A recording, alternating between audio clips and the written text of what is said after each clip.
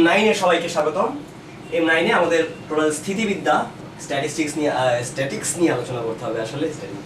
আচ্ছা, তো স্থিতিবিদ্যার মধ্যে মেইনলি যে ব্যাপারগুলো আছে সেটা হচ্ছে যে একটা বস্তুর উপরে অনেকগুলো বল যদি একসাথে ক্রিয়া করে তাহলে এই বস্তুটার কি কি অবস্থা হতে পারে। তো আমরা নর্মালি যেটা বলি যে খুব সাধারণভাবে যদি চিন্তা করা যায় যে অনেকগুলো সমতলীয় বল একটা বস্তুর উপরে কাজ করছে। সমতলীয় বল আমরা এখানে আমাদের আলোচনার মধ্যে সমতলীয় বল ছাড়া কাজ করবো না, মানে হচ্ছে আমরা চিন্তা করব সবগুলা বলই যেন একটা তলের উপর থাকে, প্রত্যেকটা বলই। অর্থাৎ এরকম হবে না যে একটা বস্তু আছে এখান দিয়ে একটা বল, এখান দিয়ে একটা বল, এই পাশ দিয়ে একটা বল, এই পাশ দিয়ে একটা বল, সবগুলো কিন্তু একই তলের উপরে আছে। এরকম হবে না যে এখান দিয়ে একটা, এখান দিয়ে একটা, এখান দিয়ে একটা, আর একটা এইরকম বড় বল। এই বলগুলো নিয়ে আমরা কাজ করছি না, আমরা সমতলীয় বল, অর্থাৎ আমাদের মোশনটা হবে টু ডাইমেনশনাল। আমরা জাস্ট দুই ডাইমেনশনের কোনো একটা জিনিস নিয়ে কাজ করছি। তো সেখানে আগে বলে রাখি যে এই স্থিতিবিদ্যার মধ্যে যখন একটা বস্তুর উপরে অনেকগুলো বল কাজ করে তখন আসলে এই বস্তুটার মেইনলি দুই রকম ঘটনা ঘটতে পারে। যদি সমবিন্দু বল কাজ করে, সমবিন্দু বল কি জিনিস? সমবিন্দু হচ্ছে যে একটা নির্দিষ্ট বিন্দুতে সবগুলো বল কাজ করছে। যদি একটা বস্তুর উপর অনেকগুলো বল কাজ করে আমরা ধরে নিই এটা সমবিন্দু, কারণ সবগুলোকেই তার ভর কেন্দ্রে কাজ করছে বলে চিন্তা করা যায়। তো এখন কথা হচ্ছে যে যখন বস্তুটার উপরে কাজ করলো অনেকগুলো বল তখন এই বস্তুটার কি কি ঘটনা করতে পারে। এখানে আমরা বলি যে দুই রকম মাত্র ঘটনা করতে পারে। ধরা যাক এই হচ্ছে এই ডাস্টারটা, এই বস্তুটার উপর বল কাজ করছে। যদি অনেকগুলো বল এখানে কাজ করে দুই রকম ঘটনা করতে পারে। এটা সরবে, আর একটা কাহিনী ঘটতে পারে এটা ঘুরবে, ঘুরতে ঘুরতে সরতেও পারে। অর্থাৎ ঘুরবে আর সরবে, এই দুইটা হচ্ছে ব্যাপার, আর কোনো ব্যাপার আপাতত এর মধ্যে নাই। তো ঘুরবে এবং সরবে এই যে দুটো কথা বললাম, এই দুইটার সাথে দুইটা শব্দ অনেক ওতপ্রোতভাবে জড়িত। একটা হচ্ছে লব্ধি বল। লব্ধি বলের কারণে তার গতির অবস্থাটা চেঞ্জ হবে। লব্ধি বলের কারণে, লব্ধি বল একটা ইম্পর্টেন্ট জিনিস, এবং আরেকটা ইম্পর্টেন্ট জিনিস হচ্ছে মোমেন্ট, যেটা ওই যে বললাম বস্তুটা ঘুরবে সেই ব্যাপারটার সাথে রিলেটেড। তার মানে দুইটা ব্যাপার আছে এখানে, লব্ধি বল এবং মোমেন্ট। আমরা পুরো বলবিদ্যায়, পুরো স্থিতিবিদ্যায় মাত্র এই দুই ধরনের জিনিস নিয়ে কাজ করব। আমাদের চ্যাপ্টার 2 এটা কাজ করবে এই লব্ধি বলকে নিয়ে, এবং চ্যাপ্টার 3 এটা জাস্ট মোমেন্টকে নিয়ে। আমাদের এইরকম মাত্র দুইটা জিনিস নিয়ে এই টোটাল আলোচনাটা, আর তেমন কিছু আসলে এখানে নেই। সো এই মাত্র দুই রকম জিনিস আমাদের এখানে আছে, তার মধ্যেই অনেক ধরনের কাহিনী কিন্তু এর মধ্যে আছে। যেরকম আমরা প্রথমে লব্ধি বল নিয়ে একটু চিন্তা করি। লব্ধি বলের কিছু কিছু আইডিয়া খুব বেশি কমন, যে দুইটা সমবিন্দু বল যদি এরকম ভাবে কাজ করে, একই বিন্দুতে দুইটা বল কাজ করছে এবং একই সময়, এটা ইম্পর্টেন্ট। এরকম না যে একটা এখন কাজ করলো আরটা 10 মিনিট পরে কাজ করলো, এরকম না। দুইটা বল যদি কাজ করে তাহলে তাদের লব্ধি কিরকম হয়? আমরা বলি যে যদি তাদের এই বলের মানটাকে একটা সামান্তরিকের দুইটা বাহু, সন্নিহিত বাহু দ্বারা প্রকাশ করা যায় মানে এবং দিকে, তাহলে ওই সামান্তরিকের যে কর্ণটা ওই বিন্দু দিয়ে যায়, এই বিন্দু দিয়ে যে কর্ণটা যায় সেই কর্ণ বরাবর তার লব্ধিটা কাজ করবে। লব্ধিটা মানে এবং দিকে প্রকাশিত হবে। তো এটা আমাদের একদম পুরনো একটা জিনিস। এটা পি, এটা কিউ যদি হয়, এটাকে যদি আমরা আর বলি তাহলে বলি যে পি এবং কিউ এই দুইটা বলের লব্ধি হচ্ছে আর। তো এখন প্রশ্ন হচ্ছে কিছু জিনিস একটু আমাদের জেনে রাখা দরকার কিনা। যেরকম আমরা এইভাবে চিন্তা করি, দুইটা বল আছে, একটা ছোট বল, একটা বিশাল বড় বল। ব্যাপারটাকে এইভাবে চিন্তা করা যায়। মনে করো তোমরা একজন ছিনতাইকারীকে ধরছো, তো সেই ছিনতাইকারীর ভাগ্য খারাপ, সে ধরা পড়ে গেছে। তো ধরা পড়ার পরে কি হবে? তার উপর দিয়ে এখন জনরোষ একসঙ্গে, তো বিভিন্ন জায়গা থেকে মানুষজন এসে তার উপরে অ্যাটাক করছে। তো আমরা দুইজন মানুষের কথা চিন্তা করছি যে দুইজন মানুষ তাকে অ্যাট এ টাইম মারছে। তো সেই মারটা খাওয়ার পরে তার কি অবস্থা হবে তুমি চিন্তা করো। ধরো একজন এইভাবে ঘুষি মারলো, যে একই মোমেন্টে কিন্তু হচ্ছে, একজন ঘুষি মারছে এইভাবে ইয়াজুমা, এত জোরে একটা ঘুষি মারছে, আর আরেকজন ঘুষি মারে ইয়াজুমা ছোট্ট করে। এখন তাহলে বলো তো দেখি, একজন যদি এত জোরে ঘুষি মারে এদিকে, একজন যদি আস্তে করে এদিকে ঘুষি মারে, তাহলে লোকটা পড়বে কোন দিকে? এই বড়টার দিকে নাকি ছোটটার দিকে? এটা খুব সিম্পল কথা যে অবশ্যই বড়টার দিকে যাবে, তাই না? এই যে তোমার সিম্পল আইডিয়াটা, এই আইডিয়াটা আমাদের বলবিদ্যায় একটা গুরুত্বপূর্ণ আইডিয়া, যে লব্ধি সবসময় বড় বলের দিকে হেলে থাকে। দেখো, লব্ধি সবসময় বড় বলের দিকে কাজ করে, এটাই স্বাভাবিক কথা। সে হেলে যাবে কোন দিকে? যেদিকে বড় বলটা কাজ করছে তার দিকে হেলে যাবে। এটাই এখানে বলা আছে, জাস্ট, আর তেমন কিছু না। ওকে, সো এটা একটা ব্যাপার। আর একটা গুরুত্বপূর্ণ ব্যাপার হচ্ছে যে এই কথাটা সবসময়ের জন্য সত্যি। তাহলে তুমি বলো দেখি যে দুইটা বল যদি সমান হয়, দুইটাই সমান বল, দুইটাই একসঙ্গে মারা হচ্ছে, তাহলে ওই লোকটা যাবে কোন দিক দিয়ে? তখন সে নিশ্চয়ই মাঝখান দিয়ে যাবে, মাঝখান দিয়ে পড়বে। এটাও আমরা বলি যে দুইটা বলের মান যদি সমান হয় তাহলে তাদের লব্ধিটা সেই বল দুইটার এই যে মাঝখানে যে অ্যাঙ্গেলটা তার সমদ্বিখণ্ডক বরাবর চলে যাবে, অর্থাৎ মাঝখান দিয়ে যাবে। সিম্পল কথা। আচ্ছা, এইবার আমরা এই যে এতক্ষণ ধরে যে কথাগুলো বললাম সেই কথাগুলোকে আর একটু বড় করব আসলে, যে লব্ধি জিনিস আসলে কি। লব্ধি হচ্ছে এরকম যে অনেকগুলা বল যদি একসাথে কাজ করে, অনেকগুলা, ধরো একটা একাধিক বলা উচিত, বা একটা হলেও অসুবিধা নেই, একটা হলে সেটাই লব্ধি। তখন অনেকগুলা বল যদি একসাথে কাজ করে তখন এই সবগুলা বলকে সরিয়ে দিয়ে আমি যদি একটা বল দিয়ে তাকে রিপ্লেস করতে পারতাম, আমরা তুল্য রোধ পড়ছিলাম না সেই রকম অনেকটা, যে সবগুলা রোধ সরিয়ে দিয়ে একটা রোধ দিয়ে যদি সব আগের কাজ চলতো, তাহলে সেই এখানেতে সেরকম সবগুলা বলকে সরিয়ে দিয়ে যদি একটা বল দেওয়া যেত, তাহলেও যদি আগেকার সেম ইফেক্ট পাওয়া যায়, তাহলে ওই সবগুলা বলের পরিবর্তে তুমি যে নতুন বলটা ব্যবহার করছো এটা হচ্ছে লব্ধি বল, অর্থাৎ সবার মিলিত ইফেক্ট যেটা, সেটাকে আমরা বলি লব্ধি বল। আচ্ছা, এই কথাটার অনেক গুরুত্ব আছে আসলে। আমি যে বললাম যে সবাইকে সরিয়ে দিয়ে সে একাই সবার কাজটা করে ফেলে, এই কথাটা সবসময়ের জন্য সত্যি কথা। এটা যেমন যখন আমরা মোমেন্ট নিয়ে চিন্তা করবো তখনও সত্যি কথা, ভেরিয়েবলের উপপাদ্য এক্স্যাক্টলি এই কথা বলে, এবং লম্বাংশ উপপাদ্য বলে একটা উপপাদ্য আছে সেটাও ঠিক এই কথাই বলে, যে সবার পরিবর্তে লব্ধি একাই সবার কাজটা করে। অর্থাৎ আমি যে কোনো দিক বরাবর যদি উপাংশ নিতে যাই, যে কোনো দিক বরাবর যদি উপাংশ নেই, তাহলে সবার উপাংশের যোগফল লব্ধির একার উপাংশের সমান হবে। আবার আমি যদি মোমেন্টে চিন্তা করি, তখন সবার মোমেন্টের যোগফল লব্ধির একার মোমেন্টের সমান হবে। সো লব্ধির কাজই এটা আসলে, সবার পরিবর্তে সে একাই কাজ করবে। আচ্ছা, এই কথাটা তাহলে আমরা মোটামুটি এখন বোধহয় একটু একটু আইডিয়া করতে পারছি। তাহলে এইবার কিছু জিনিস দেখা যাক, যে ধরো এটা একটা বল আছে, এই বলটার এদিক বরাবর উপাংশ, এটা বলতে আসলে কি বোঝায়, উপাংশ জিনিসটা কিরকম? আচ্ছা, এটা এরকম যে ধরা যাক এই যে আমি মাস্টারের হাতে একটা ডাস্টার, দেখো এই যে ডাস্টারটা, এই ডাস্টারটার উপর আমি বল প্রয়োগ করছি। কিরকম? ধরো কোন দিকে? ওই দিকে। এইরকম একটা বল, এই হচ্ছে বলের দিকটা, এরকম বাঁকা কিন্তু এই দিকে বরাবর। তো এরকম একটা বল আমি দিলাম মনে করে এটার উপরে। কিরকম? রেডি, 1 2 3। আমি যখন এরকম করে একটা ধাক্কা দিলাম, দেখো আমি কিন্তু ধাক্কা দিয়েছি এই বরাবর, কিন্তু ডাস্টারটা কিন্তু ওই বরাবর যায়নি, ডাস্টার গিয়েছে সোজাসুজি। তাহলে কি হলো? আমি বল দিলাম এরকম বরাবর, অথচ ডাস্টার গেল এই বরাবর। তার মানেটা কি? তার মানে হচ্ছে নিশ্চয়ই আমি যে বলটা এদিক বরাবর দিয়েছি তার একটা অংশ নিঃসন্দেহে এদিকে কাজ করেছে। আচ্ছা, যে অংশটা এদিকে কাজ করেছে সেই অংশটার কথা এখন একটু চিন্তা করা যাক। যে দেখো আমি যদি যেই বলটা এদিকে দিয়েছি সেই একই পরিমাণে বল, এই ব্যাপারটা এরকম ছিল অনেকটা, যে এটা এক্স্যাক্টলি এরকম ছিল, আমি এদিকে বরাবর বল দিয়েছি, সে সরে গেছে ওইদিকে। আমি যদি ওইদিকে না দিয়ে যদি সোজাসুজি দিতাম সেম পরিমাণে বলটা, দেখো সে কিন্তু আরো অনেক বেশি দূরে যেত। অর্থাৎ এই একই পরিমাণে বল আমি যদি সোজা দিতাম তাহলে সে সবচেয়ে বেশি দ্রুত যেত, সবচেয়ে বেশি দূরে যেত। আর যদি এরকম হতো যে আমি একদম নিচ থেকে একদম উলম্বভাবে বলটা দিলাম, একদম সরাসরি এরকম করে, যাও বাবা এদিকে যাও, এদিকে যাও, সে কিন্তু যেত না এদিকে, এদিকে সে কখনো ওই পাশে যাবে না। তাহলে এরকম করে দিলে তার মানে কি? তার মানে হচ্ছে আমি যদি 0 ডিগ্রিতে মারি, যেদিকে সে যেতে চাচ্ছে ওইদিকে, তার সাথে 0 ডিগ্রিতে আমি যদি বলটা দিই তাহলে সবচেয়ে বেশি হয়, 0 ডিগ্রিতে সবচেয়ে বেশি, এবং 90 ডিগ্রিতে সবচেয়ে কম। আমি যদি 90 ডিগ্রিতে মারতাম তাহলে এদিকে সে যায় না। এখন আমরা চিন্তা করি যে কোন অনুপাতটা আছে, অ্যাঙ্গেলের কোন অনুপাতটা যে 0 ডিগ্রিতে সবচেয়ে বেশি হয় আর 90তে সবচেয়ে কম হয়, সে হচ্ছে cos। দেখো cos 0 ডিগ্রির মান হচ্ছে 1 সবচেয়ে বেশি, আর cos 90 ডিগ্রির মান হচ্ছে 0, এটা সবচেয়ে কম। আমি মানের দিক থেকে যদি চিন্তা করি, cos 180 মান -1, বাট মানের দিক থেকে যদি চিন্তা করা যায় তাহলে cos 90 হচ্ছে সবচেয়ে কম, 0। আচ্ছা, তাহলে এখন চিন্তা করো যে তার মানে এখানে cos এর একটা ব্যাপার আছে, যে কি যে অ্যাঙ্গেলে মারা হচ্ছে তার cos থিটার সাথে একটা রিলেশন আছে। এবং আমরা এটাই বলি যে যদি এটা p হয় একটা বল, তাহলে এইদিকে বরাবর তার যে উপাংশ সেটা হবে p cos থিটা। এবং তখন জিনিসটাকে আরো ইজিলি দেখা যায় যে আসলে p cos থিটা জিনিসটা কি? p cos থিটা হচ্ছে এর অভিক্ষেপটুকু, এইটুকু হচ্ছে p cos থিটা। তাকে দেখো এটা যদি p হয়, আমি যদি এটাকে নাম দিই x আর এটা যদি হয় থিটা, তাহলে আমরা বলতে পারি যে cos থিটা ইকুয়াল টু ভূমি বাই অতিভুজ, বা x equal to p cos theta. অর্থাৎ এই দিক বরাবর যে অংশটুকু পাওয়া যাচ্ছে এই দিক বরাবর, সেটাই হচ্ছে p cos থিটার মান। এবং এই অনুভূমিক উপাংশ যেটা, সেটা হবে আসলে এই বলটার এই দিক বরাবর যে উপাংশটা, সেটা কার সমান হবে? সেটা হবে p cos থিটার সমান। এটা সবার জন্য সত্যি, যে কোনো দিক বরাবর তার উপাংশ এটা হবে p cos, ওই দিক বরাবর যে অ্যাঙ্গেলটা হবে ওই বলের সাথে ওই দিক বরাবর যে অ্যাঙ্গেল, সেটা হচ্ছে এই p cos, ওই অ্যাঙ্গেলটা, এটা নিলে পাওয়া যাবে ওই দিক বরাবর p এর উপাংশটা। এখন দেখো একটা গুরুত্বপূর্ণ বিষয়, আমরা লম্ব অংশ নিয়ে প্রায় কাজ করি। কিরকম? তাকে দেখো যে p এর এদিক বরাবর উপাংশ হচ্ছে p cos থিটা, আমরা একটু আগে দেখেছি। এখন আমরা যদি এই দিক বরাবর আরেকটা উপাংশ চিন্তা করি এর উপর লম্ব দিক বরাবর, সেটা কত হবে? আচ্ছা, এই দিক বরাবর যে উপাংশটা হবে সেটা কত হবে সেটা এখান থেকে দেখা যায়। সেটা খেয়াল করে দেখো যে ওকে, এইটা যদি থিটা হয় এইটা তখন হবে 90 মাইনাস থিটা, দেন এদিক বরাবর উপাংশটা হবে p cos 90 minus theta, that means এটা হচ্ছে p sin থিটা। তাহলে এটা হলো p sin থিটা। এবং p sin থিটা আসলে কি? p sin থিটা কিন্তু এই দাগটা, দেখো এটাকে আমি যদি y নাম দেই তাহলে y বাই p, এটা ইকুয়াল টু কত আসলে? y বাই p হচ্ছে sin theta, that means y equal to p sin theta. তার মানে p sin থিটা বলতে বোঝাচ্ছে এই অংশটুকুর মান। তাহলে এইবার চিন্তা করো যে এইটুকুই কিন্তু p sin থিটা, এইটুকু হচ্ছে p cos থিটা। আমরা যদি এখন গ্রাফিক্যালি একটু দেখার চেষ্টা করি তাহলে আরেকবার দেখো, এটা হচ্ছে p cos থিটা, এটা হলো p sin থিটা, এবং এটাও কিন্তু p sin থিটা।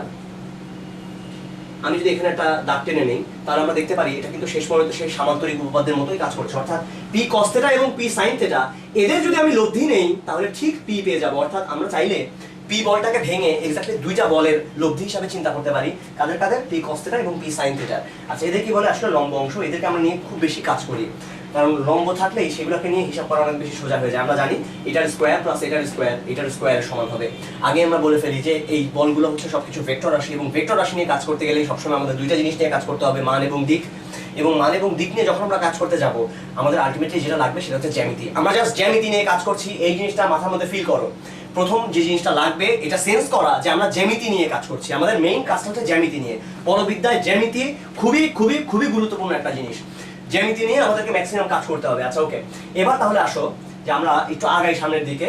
ধরো অনেকগুলা বল একসাথে কাজ করছে, এই বস্তুটার উপর অনেকগুলা বল, এদিকে এইটার নাম হচ্ছে 10 নিউটন বল, এদিকে আছে মনে করো 2 নিউটন বল, এদিকে আছে 3 নিউটন বল, এদিকে আছে 7 নিউটন বল, এদিকে মনে করো আছে 8 নিউটন বল, আর এইখানে মনে করো একটা বল আছে 15 নিউটন বল। আচ্ছা এখন আমি বললাম এদের লব্ধিটা কোন দিকে হবে, লব্ধিটা সবচেয়ে বড় বলের দিকে হয়, তো এখানে আসলে বলা যাচ্ছে না, কারণ এখানে সবচেয়ে বড় বল যদিও 15 নিউটন, ছবি আঁকতে একটু ঝামেলা হয়েছে, কারণ ছবি নিয়ে টেনশন নিও না, কিন্তু তারপরও যদি দুইটা বল হতো তখন ইজিলি বলা যেত, বাট এখানে আসলে বলা যাচ্ছে না পুরো জিনিসটা দেখে যে লব্ধি এদিকেই হবে। তো আমরা আন্দাজে একটা লব্ধি চিন্তা করলাম, ধরা যাক এটা হচ্ছে লব্ধি আর।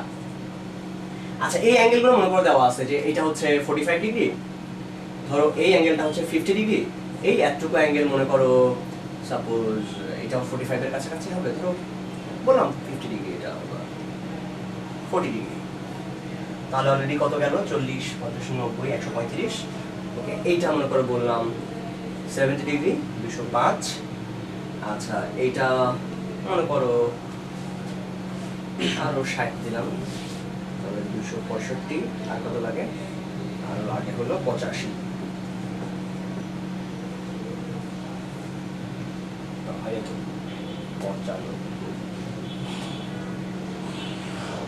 আচ্ছা ধরো ব্যাপার না, এটা একটু বড় হওয়ার কথা ছিল, যাই হোক আমি ধরে নিলাম যে এইরকম মনে করে অ্যাঙ্গেলগুলো আছে এদের মাঝখানে।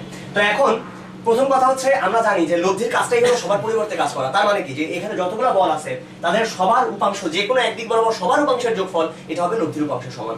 এখন আমরা ধরলাম 10 হচ্ছে রেফারেন্স, 10 হচ্ছে রেফারেন্স, তাহলে আমরা বলতে পারি যে 10 বরাবর লব্ধির যে উপাংশটা দেখো সেটা কত, আমরা ধরে নিলাম এই অ্যাঙ্গেলটা হচ্ছে থিটা, আমি বিশাল বড় করে আছে, এই দেখো এই অ্যাঙ্গেলটা, এই যে আর এর সাথে যে অ্যাঙ্গেলটা, তাহলে আর cos থিটা ইকুয়াল টু, অর্থাৎ আর বরাবর এই যে 10 বরাবর আর এর যে উপাংশটা সেটা ইকুয়াল টু 10 cos 45 ডিগ্রি। এইবার একটা গুরুত্বপূর্ণ কথা বলে ফেলি, যখনই তুমি এরকম 45 ডিগ্রি অ্যাঙ্গেলগুলো লিখছো, অ্যাঙ্গেল সব সময় অ্যাঙ্গেল গণনা, কোণ গণনা শুরু হবে রেফারেন্স থেকে। এটা খুব গুরুত্বপূর্ণ একটা কথা, খুবই খুবই গুরুত্বপূর্ণ কথা, কোন গণনা তুমি কোথা থেকে শুরু করবা। রেফারেন্সকে আমি ধরে নিলাম 10 হচ্ছে আমার রেফারেন্স, এই 10 নিউটন বলের দিকে আমি সমস্ত হিসাব করছি, তাহলে এখান থেকে হিসাবটা শুরু হবে। কেন এরকম বললাম, কারণ হচ্ছে তাকিয়ে দেখো, আমি যদি 2 নিউটন বল কতটা অ্যাঙ্গেল করে আছে সেটা বলতাম, তাহলে cos 45 ডিগ্রিটা প্লাস 45 কিংবা মাইনাস 45 বলতে পারতাম। কিভাবে, আমি যদি 2 থেকে হিসাব শুরু করতাম এখান থেকে, তাহলে আমাকে এই পর্যন্ত যেতে হতো ঘড়ি কাঁটার দিকে, বাট আমি বলছি হিসাব সব সময় শুরু হবে রেফারেন্স থেকে, কোন গণনা শুরু হবে রেফারেন্স থেকে, অর্থাৎ আমাদেরকে এইভাবে হিসাব করতে হবে না, হিসাব করতে হবে এখান থেকে স্টার্ট করে এদিকে। তাহলে আমি যদি এই 45 নেই তখন নেব প্লাস 45, আমি যদি এই 95 নেই, খেয়াল করে দেখো তখন ঘড়ির কাঁটার দিকে যেতে হচ্ছে, তখন তোমাকে নিতে হবে মাইনাস 95। এটা নিয়ে আমরা কাজ করবো এখনই, এটা কেন দরকার সেটাও বলবো, আসলে আগে আপাতত এটা লিখে ফেলি। তোমরা অনেকেই ভাবতে পারো কজের মধ্যে আবার প্লাস মাইনাসের ব্যাপার কি, আমি বলছি। এখানে আসো, তাহলে দেখো এরপরটা হবে 2 cos, আচ্ছা ফার্স্ট আমি ভুল লিখেছি, আসলে 10 cos 0 ডিগ্রি হবে, নিজের সাথে নিজের অ্যাঙ্গেল 0 ডিগ্রি। সো এরপরে 2 এর সাথে অ্যাঙ্গেলটা হবে 45 ডিগ্রি প্লাস 3 cos, দুইটা মিলে মোট 95 ডিগ্রি প্লাস 7 cos, 95 এর সাথে আরো 40 যদি যোগ করা যায় 135 degree plus 8 cos 205 degree plus 15 cos। দেখো চাইলে তুমি এভাবে লিখতে পারো যে ওকে এটা হচ্ছে 265 ডিগ্রি, এখান থেকে চিন্তা করলে, কারণ টোটাল এখান থেকে শুরু করে হিসাবটা কিন্তু 10 থেকে শুরু হবে, 10 থেকে শুরু করে এই পর্যন্ত তুমি যদি আসো তুমি বলবা 265 ডিগ্রি, অথবা তুমি যদি এদিক থেকেও হিসাব করো কোনো অসুবিধা নেই, তুমি বলবা মাইনাস 95 ডিগ্রি, বাট তোমাকে চিহ্নটা মাথায় রাখতে হবে যে আমি প্লাস দিচ্ছি না মাইনাস দিচ্ছি। আচ্ছা ওকে, তাহলে তুমি আর cos থিটার মান পেয়ে গেলে, আর cos থিটা পেলে শুধুমাত্র আর cos থিটা দিয়ে আমরা কিছুই করতে পারি না, আমাদের আর sin থিটার মানটাও দরকার। দেখো এখন আর sin থিটা কেন আমরা কিভাবে পাবো? আমরা জানি যে কোনো দিক বরাবরই সবার উপাংশের যোগফল হবে লব্ধির উপাংশের সমান। তাহলে আমরা 10 এর উপরে লম্ব দিক বরাবর উপাংশ নেওয়ার চেষ্টা করি। আমাদের কি মনে আছে যে এদিক বরাবর উপাংশ যদি হয় আর cos theta something cos theta, তাহলে এদিক বরাবর উপাংশ হয় something cos 90 minus theta, that means sin theta. So এদিক বরাবর আমরা যদি এখন উপাংশ নেই, আমরা উপাংশ নিচ্ছি এর উপরে লম্ব দিক বরাবর, তখন পাওয়া যাবে আর sin থিটা, আসলে আর cos 90 মাইনাস থিটা আসবে এখানে। অথবা এখানে যদি চিন্তা করো তাহলে দেখবা যে এই পুরোটা যদি থিটা হয় থিটা মাইনাস 90 হবে সেই জায়গায়। আচ্ছা, সো সেটাও একই হবে আসলে, cos theta minus 90 minus sin theta. এইবার ঝামেলাটা বোঝা যাবে, এটা sin 0 degree to sin 45 degree. এখানে খেয়াল করো, একটু আগে যারা চিন্তা করছে না যে cos এর মধ্যে আবার মাইনাস নিলে ঝামেলা কি, তারা এখন বুঝবা, কারণ এখন আমি sin নিচ্ছি, sin এর মধ্যে মাইনাস নিলে সেটা ঝামেলা হয়ে যায়। অর্থাৎ এখন আমি প্রত্যেকটার জন্য আলাদা আলাদা করে মান পাবো। 3 sin 95 ডিগ্রি, দেখো আমার কিচ্ছু করতে হচ্ছে না, আমি শুধুমাত্র 8 sin 205 degree plus 15 sin 95 degree. এটা যখন একবার কষ্ট করে লিখে ফেলেছি, পরেরটায় কোনো কষ্ট নাই, cos এর জায়গায় খালি sin বসাই দিয়েছি আর কিছু না। এখন আমরা আর cos থিটার একটা মান পাবো আর sin থিটার একটা মান পাবো। এই দুটো যদি পেয়ে যাই তাহলে এই দুটোকে স্কয়ার করে যোগ করলে পাবো r এর মান, এই দুটোকে ভাগ করে দিলে পাওয়া যাবে tan থিটার মান, সেখান থেকে মানগুলো পাওয়া যাবে। আচ্ছা, সেখানেও আরো কথা আছে আসলে। তাহলে আচ্ছা, এটার মান কত হয় আমরা দেখি।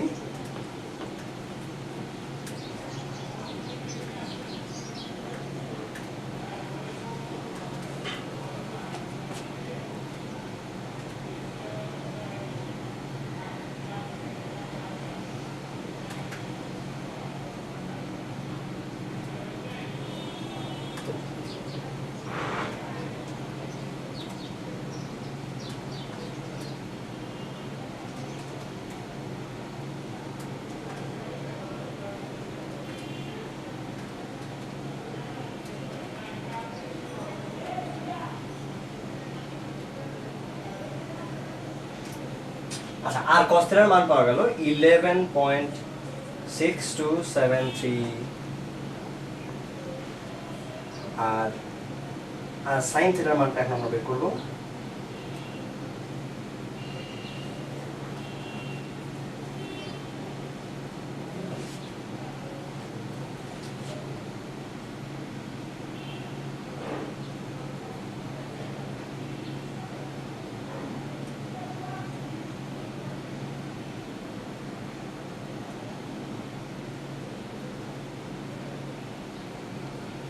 এটা পাওয়া গেল -11.5979।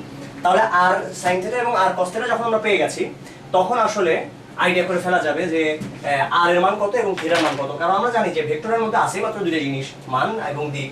সো আর এর মান কত হবে, আর বের করতে গেলে এটা হচ্ছে √r cos theta square plus R sin theta square. আমরা এভাবে চিন্তা করতে পারি, এটা বললেই বোঝা যাচ্ছে আসলে, কারণ আর স্কয়ার এখান থেকে যাবে, cos square plus sin square মান 1 হয়ে যাবে। তাহলে আর এর মানটা কত আসে, এটা আসবে 11.673, এটা হোল স্কয়ার কত ছিল আসলে, ছিল 11.6273 এটা whole square plus 11.5979 whole square.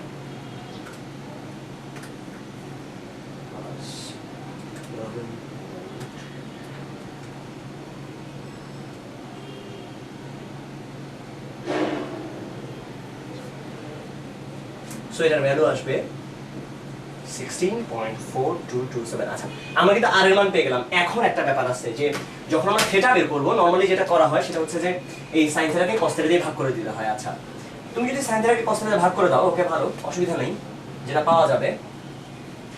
আর cos থিটার মান কত পেয়েছিলাম আমরা, আর cos থিটার মান পেয়েছিলাম আসলে 11.6273 এবং এটা ছিল -11.5979। ওকে, আমরা যদি এটা কেটে দিয়ে ভাগ করে দিই 2/1, তাহলে কত পাওয়া যায়? তাহলে পাওয়া যাবে tan থিটা ইকুয়াল টু, এটা কেটে দিয়ে ভাগ করলে আর চলে যাবে, তাহলে tan থিটা থাকবে 11.5979 বাই 11.6273 মাইনাস 0.9975। আচ্ছা, এখন কথা হচ্ছে যে এইটা পাওয়ার পরে আমি যদি tan ইনভার্স করি, tan ইনভার্স -0.9975 9975, এটার ভ্যালু কি আসবে? এটার ভ্যালু আসে -0.78 ডিগ্রি। আচ্ছা, এইটা দেখলে আমাদের কাছে কি মনে হয়? -0.784 ডিগ্রি বলতে আসলে কোনটা বোঝায়? এটা বোঝায় এই অ্যাঙ্গেলটা, এই জায়গাটায়, তাই না? সো সেটা পাওয়া যাচ্ছে এরকম জায়গায়।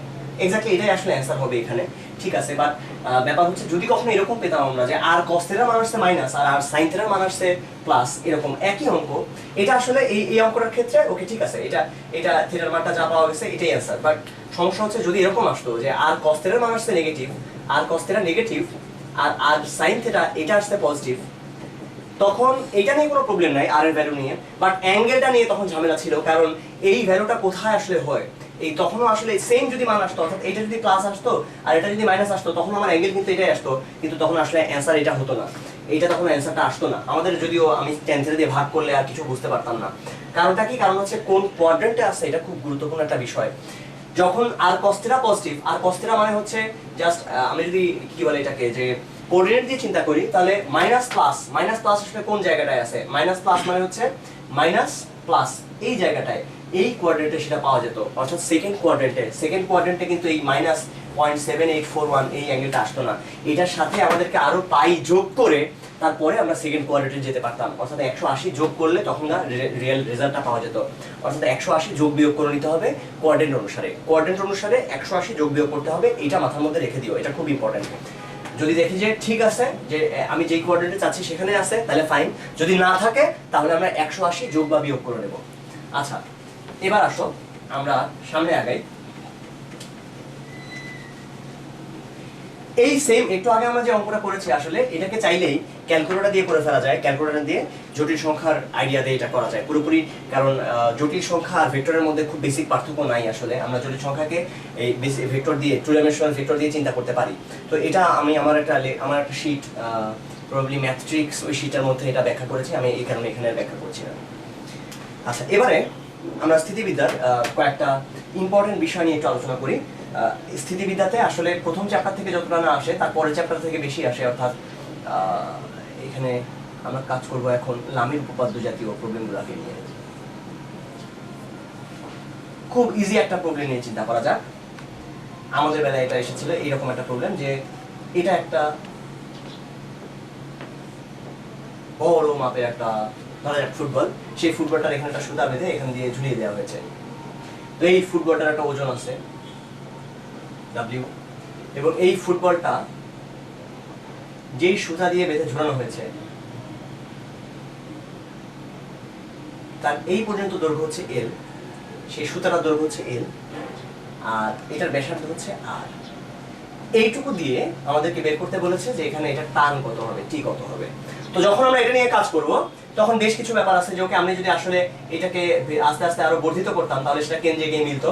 দ্যাট মিনস এইখান থেকে এই পর্যন্ত এই টোটাল দৈর্ঘ্যটা হচ্ছে L প্লাস R, এই দৈর্ঘ্যটা হচ্ছে R। তাহলে আমরা চেষ্টা করলে এটারও মান বের করে ফেলতে পারি। এটা হবে √, এই অংশটার মান হবে √L plus R whole square minus R square, Pythagoras উপপাদ্য অনুসারে এটার স্কোয়ার থেকে এটার স্কোয়ার বাদ দিয়ে রুট করলে আমরা এটার স্কোয়ার, এটার হোল স্কোয়ারটা পাবো। অর্থাৎ এটার মান হবে √, এটাকে স্কোয়ার করে দিলে L square plus 2RL plus R square minus R square, এই দুটো চলে গেলে থাকবে যেটা, সেটার মান হবে এরকম L square into twice RL। আচ্ছা, সো এইটা হচ্ছে, এই দৈর্ঘ্যটা হলো এইখানকার দৈর্ঘ্যটা। তো এখন কয়েকটা ব্যাপার, যে এখানে কি কি বল আসলে কাজ করছে। একটা বল হচ্ছে W, যে ওজনটা নিচে দিকে কাজ করছে। একটা বল হলো টান, যেটা এটাকে ধরে আছে। টান আসলে কোন বলটা? টান হচ্ছে এই যে একটা সুতাকে টান টান করে ধরে রাখার জন্য যেটা দেওয়া। আমি যদি এই সুতাটাকে এদিক বরাবর একটা বল দিতাম, তাহলে এটা এরকম টান টান হয়ে ঝুলে থাকতো না ওখানে। যখন ফ্যানটা ঝুলে আছে, একটা ফ্যানকে বা এটাকে আমি যখন ঝুলিয়ে রাখছি, একটা ফ্যান এভাবে ঝুলে আছে, তখন এটা কেন নিচের দিকে পড়ে যাচ্ছে না? তার তো ওজন নিচের দিকে, তার মানে কেউ একজন তাকে উপরের দিকে টেনে ধরে আছে, টানটা উপরের দিকে কাজ করছে। এই টেনে ধরার ওই বলটা হচ্ছে টান, সেটা কাজ করে সবসময় সুতার দিক বরাবর, সুতা বরাবর কাজ করে। এটা টান এই দিক বরাবর সুতা আছে আর টান কাজ করবে উপর বরাবর, এটা কখনো হয় না। আচ্ছা, এবার আরেকটা বলের কথা বলি, যেটা খুব ইম্পর্টেন্ট, সেটা হচ্ছে লম্ব প্রতিক্রিয়া বল। তলের লম্ব প্রতিক্রিয়া বল, যেটা খুব খুব ইম্পর্টেন্ট। তলের লম্ব প্রতিক্রিয়া বল কাজ করে তলের উপর লম্ব বরাবর, বোঝাই যাচ্ছে, সবকিছু বলে দিচ্ছি আমি। তলের উপর লম্ব প্রতিক্রিয়া বল। আচ্ছা, অভিলম্ব প্রতিক্রিয়া বল। তো এই প্রতিক্রিয়া বলটা কেন তলের উপর লম্ব হয়ে কাজ করে? এটা খুব সিম্পল একটা ব্যাপার, যে তল আসলে তাকে কোন দিকে বল দিচ্ছে, সে উল্টা দিকে বল দেবে। প্রতিক্রিয়া বলের কাজই হলো যেখানে সে বল পায় তার উল্টা দিকে সে বল দেওয়ার চেষ্টা করে। এখন ধরা যাক এটা একটা তল যেটা বাঁকানো, এই তলটার উপরে এখানে একটা বল রাখা হয়েছে, তলের উপর বল। এই বলটা তলকে কোন দিকে বল প্রয়োগ করতে পারছে, এই যে ফুটবলটা দেখা যাচ্ছে, টেনিস বল বা ফুটবল বলি, ওকে, এই ফুটবলটা এইখানে এই তলটাকে কোন দিক বরাবর সে বল দিতে পারছে? সে কি এদিক বরাবর তলকে বল দিচ্ছে? সে কি এখানে বরাবর তলকে বল দিতে পারছে? সে কি এদিক বরাবর দিতে পারছে? পারছে না। ফুটবল তলটাকে যেদিকে বল দিতে পারছে সেটা হচ্ছে এই বরাবর। ফুটবল যেহেতু তলটাকে এই বরাবর বল দিচ্ছে, তলটাকে কোন দিকে ফেরত দেবে? ফুটবল যেহেতু বল দিতে পারছে এই শুধু এই যে পাশে যেখানে সে টাচ করে সেদিক বরাবর, আসলে এদিক বরাবরে সে শুধুমাত্র তলটাকে বল দিতে পারবে, তাহলে তল কোন দিকে ফেরত দেবে? তল ফেরত দেবে এর উল্টা দিকে, এদিক বরাবর। এই কারণে তলের উপর সবসময় লম্ব বরাবর বলটা কাজ করে, অভিলম্ব প্রতিক্রিয়া বল যেটা আর কি। আচ্ছা, অভিলম্ব প্রতিক্রিয়া বলটা নিয়ে আমরা কেন কাজ করলাম এখানে? কেন এরকম কেসগুলোতে আমরা অন্য কিছু নিয়ে কাজ করলাম না? কারণ হচ্ছে আমরা যখন এখানে বল নিয়ে কাজ করছি, আমরা মনে করবো না যে এখানে শুধুমাত্র এই কয়টাই বল আছে, এখানে অনেক রকম বল আসলে আছে। এই ফুটবলটা তলটাকে একটা বল দিচ্ছে, যে বলটা নিয়ে এখানে আমরা চিন্তা করি নাই। আমরা যখন চিন্তা করি, এটা খুব ইম্পর্টেন্ট, একটা বস্তুর উপরে একটা পয়েন্টে কি কি বল কাজ করছে আমরা সেটা নিয়ে শুধুমাত্র কাজ করি। অর্থাৎ এখানে অন্য যে বলগুলো আছে, যেমন এইখানে অলরেডি সে একটা কষ্ট পাচ্ছে, কারণ সে তাকে টেনে ধরে রাখতে হচ্ছে, সে এটাকে বল দিচ্ছে, আবার এই বস্তুটা নিচের দিকে টান দিচ্ছে। এখানে অনেকগুলো বল আসলে কাজ মানে ক্রিয়ারত আছে, যারা ব্যালেন্স করে আছে, ভারসাম্য করে আছে, বাট আমরা তাদেরকে নিয়ে সবাইকে নিয়ে চিন্তা করছি না। আমি চিন্তা করছি এই ফুটবলটার উপরে কি কি বল কাজ করছে। এই ফুটবলটার উপরে যে বলগুলো কাজ করছে সেটা 3 রকম বল। একটা হচ্ছে সুতা টান দিচ্ছে তাকে, ফুটবলটাকে। একটা বল হচ্ছে নিচের দিকে ডাব্লিউ, এই ফুটবলটার উপরে মানে পৃথিবী তাকে টানছে নিচের দিকে। সো ফুটবলটার উপরে এইটা একটা বল আছে, একজন এই পাশ থেকে টানছে এবং আরেকজন ধাক্কা দিচ্ছে এখান থেকে, এই দেয়ালটা তাকে ধাক্কা দিচ্ছে। অর্থাৎ ফুটবল টোটাল 3 রকম বল ফেস করছে। আমরা সেই বলগুলোকে নিয়ে এখানে কাজ করছি এবং 3টা বল ফেস করার পরেও ফুটবলটা কিন্তু ভারসাম্যে আছে। তার মানে 3টা বল মিলে যখন ভারসাম্যে থাকে, আমরা চিন্তা করি আসলে যার কথা তিনি হচ্ছেন লামি। লামির উপপাদ্য দিয়ে এটা ব্যাখ্যা করা যায়। আচ্ছা, সো লামি দিয়ে যদি আমি চিন্তা করি, এটাকে নাম দিলাম আর। আর হচ্ছে রিঅ্যাকশন বা উল্লম্ব প্রতিক্রিয়া বলটা, ডাব্লিউ দিয়েছে ওয়েটের কারণে, টি টেনশন টানের কারণে। আচ্ছা, এখন নিঃসন্দেহে আমাদের যে লামির উপপাদ্য সেটা বলে যে ডাব্লিউ বাই সাইন বাকি দুইটার মধ্যবর্তী কোণ, অর্থাৎ এই দুইটার মধ্যবর্তী কোণ যেটা, এটাকে আমি যদি নাম দেই আলফা।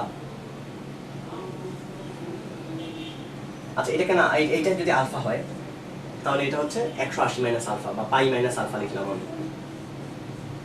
আমরা রেডিয়ানে চিন্তা করি, W by sine pi minus alpha equal to T by, এখানে টানের মানটা বের করতে বলছে, আমরা আর সব বল নিয়ে কাজ করবো না, টি বাই বাকি দুইটার মধ্যবর্তী কোণ অর্থাৎ সাইন 90 ডিগ্রি পাই বাই 2 আর বাই এই দুইটা অর্থাৎ sine pi by 2 plus alpha. আসলে এটা আলফা হলে পুরোটা এই বলটা কাজ করবে।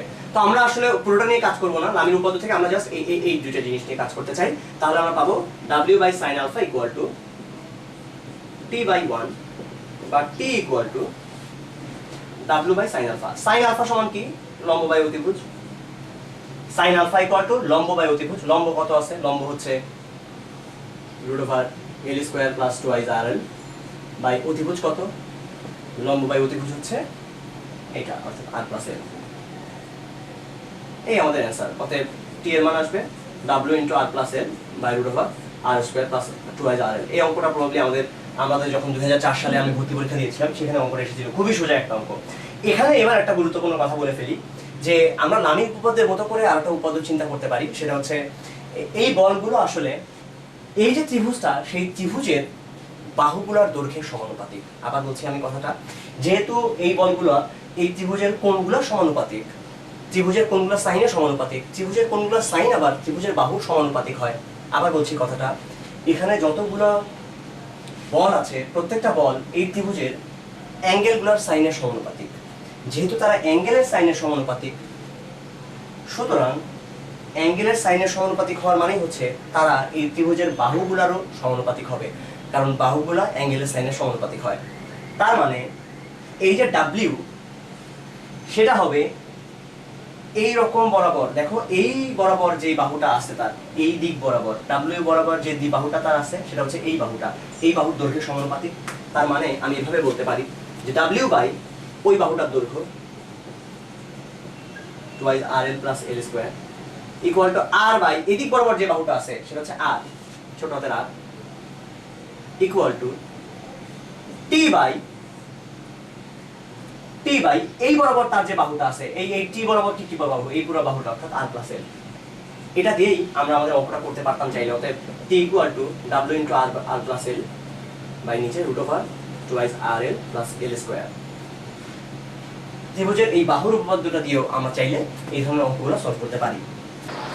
আচ্ছা, একটা প্রবলেম একটু দেখা যাক, যে আমরা একটু আগে যেটা বললাম এটা আসলে ওইটাকে বলে যে বলের রম্ব ত্রিভুজ উপপাদ্য, যে এই বাহুগুলোর সাথে যদি সমানুপাতিক হয়, বলের মানগুলো যদি এই ত্রিভুজের বাহুগুলোর মানের সাথে সমানুপাতিক হয় তাহলে তারা ভারসাম্যে থাকে। উল্টা কথাটা সত্যি, যদি তারা ভারসাম্যে থাকে তাহলে বাহুগুলোর মানের সাথে সমানুপাতিক হবে। তো তাহলে আমরা একটা প্রবলেম দেখি। প্রবলেমটা হচ্ছে এরকম যে এল দৈর্ঘ্য বিশিষ্ট একটি রশির দুইটি প্রান্ত এ ব্যবধানে অবস্থিত দুইটি বিন্দু এ ও বি তে আটকানো থাকে, বড় হাতের এ ও বি তে। এইরকম একটা এ আর এটা হতো বি। আচ্ছা, এই যে পুরো রশিটা, এই টোটাল রশিটার দৈর্ঘ্য হচ্ছে, টোটাল রশিটার দৈর্ঘ্য এল, এবং এর মধ্যে এটা এমনভাবে একটা আংটাকে পি বল প্রয়োগ করে এমনভাবে রাখা আছে, একটা আংটা যদি নর্মালি ছেড়ে দেওয়া হতো তাহলে কি হতো, নর্মালি ছেড়ে দিলে মাঝখানে ঝুলতে থাকতো। বাট এই আংটাটাকে আমরা এদিক বরাবর একটা বল দিয়েছি, যে কারণে সে এমনভাবে ঝুলে আছে যে বি বরাবর ঠিক খারাপভাবে নিচের দিকে ঝুলে আছে। এদিক বরাবর এই আংটাটা এখানে ঝুলে আছে। আংটা নিজের একটা ওজন আছে নিঃসন্দেহে, যে ওজনটা নিচের দিকে কাজ করতেছে ডাব্লিউ। আর এখানে আর যেসব বল কাজ করবে সেটা হচ্ছে টান। টান অবশ্যই সব জায়গায় সমান টান কাজ করবে, কারণ এখানে আমরা কোনো গিট দেই নাই। যদি গিট দিতাম তাহলে পুরো রশিটা টান টান হয়ে থাকতো না। সো টান ব্যাপারটা নিয়ে এর আগে আমরা আমাদের গতিবিদ্যার ক্লাসটাতে হালকা বলেছিলাম। তো এখানেও কিছুটা বলা যেতে পারে যে এরকম যে একটা রশি যদি থাকে, সেই রশিটার উপরে এদিক থেকে ধরা যাক 4 নিউটন বল,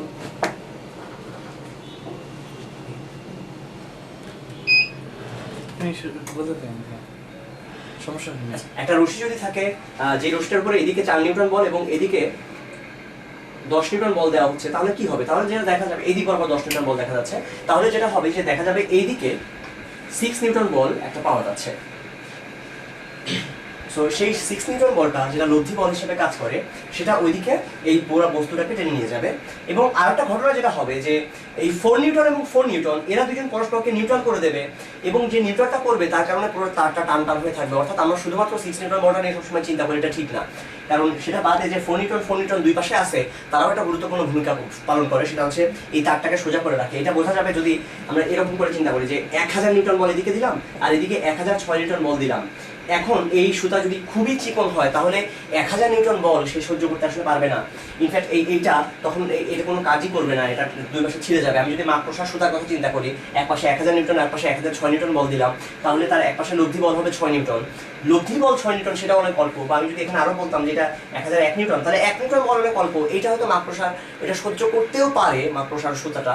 কিন্তু দুই পাশে 1000 আর 1 নিউটন যদি আমরা দেই, ইনফ্যাক্ট এই 1 নিউটন যদিও মাত্র লব্ধি বল, কিন্তু এই 1000 নিউটন বল দুই পাশে তারা সহ্য করতে আসলে পারবে না।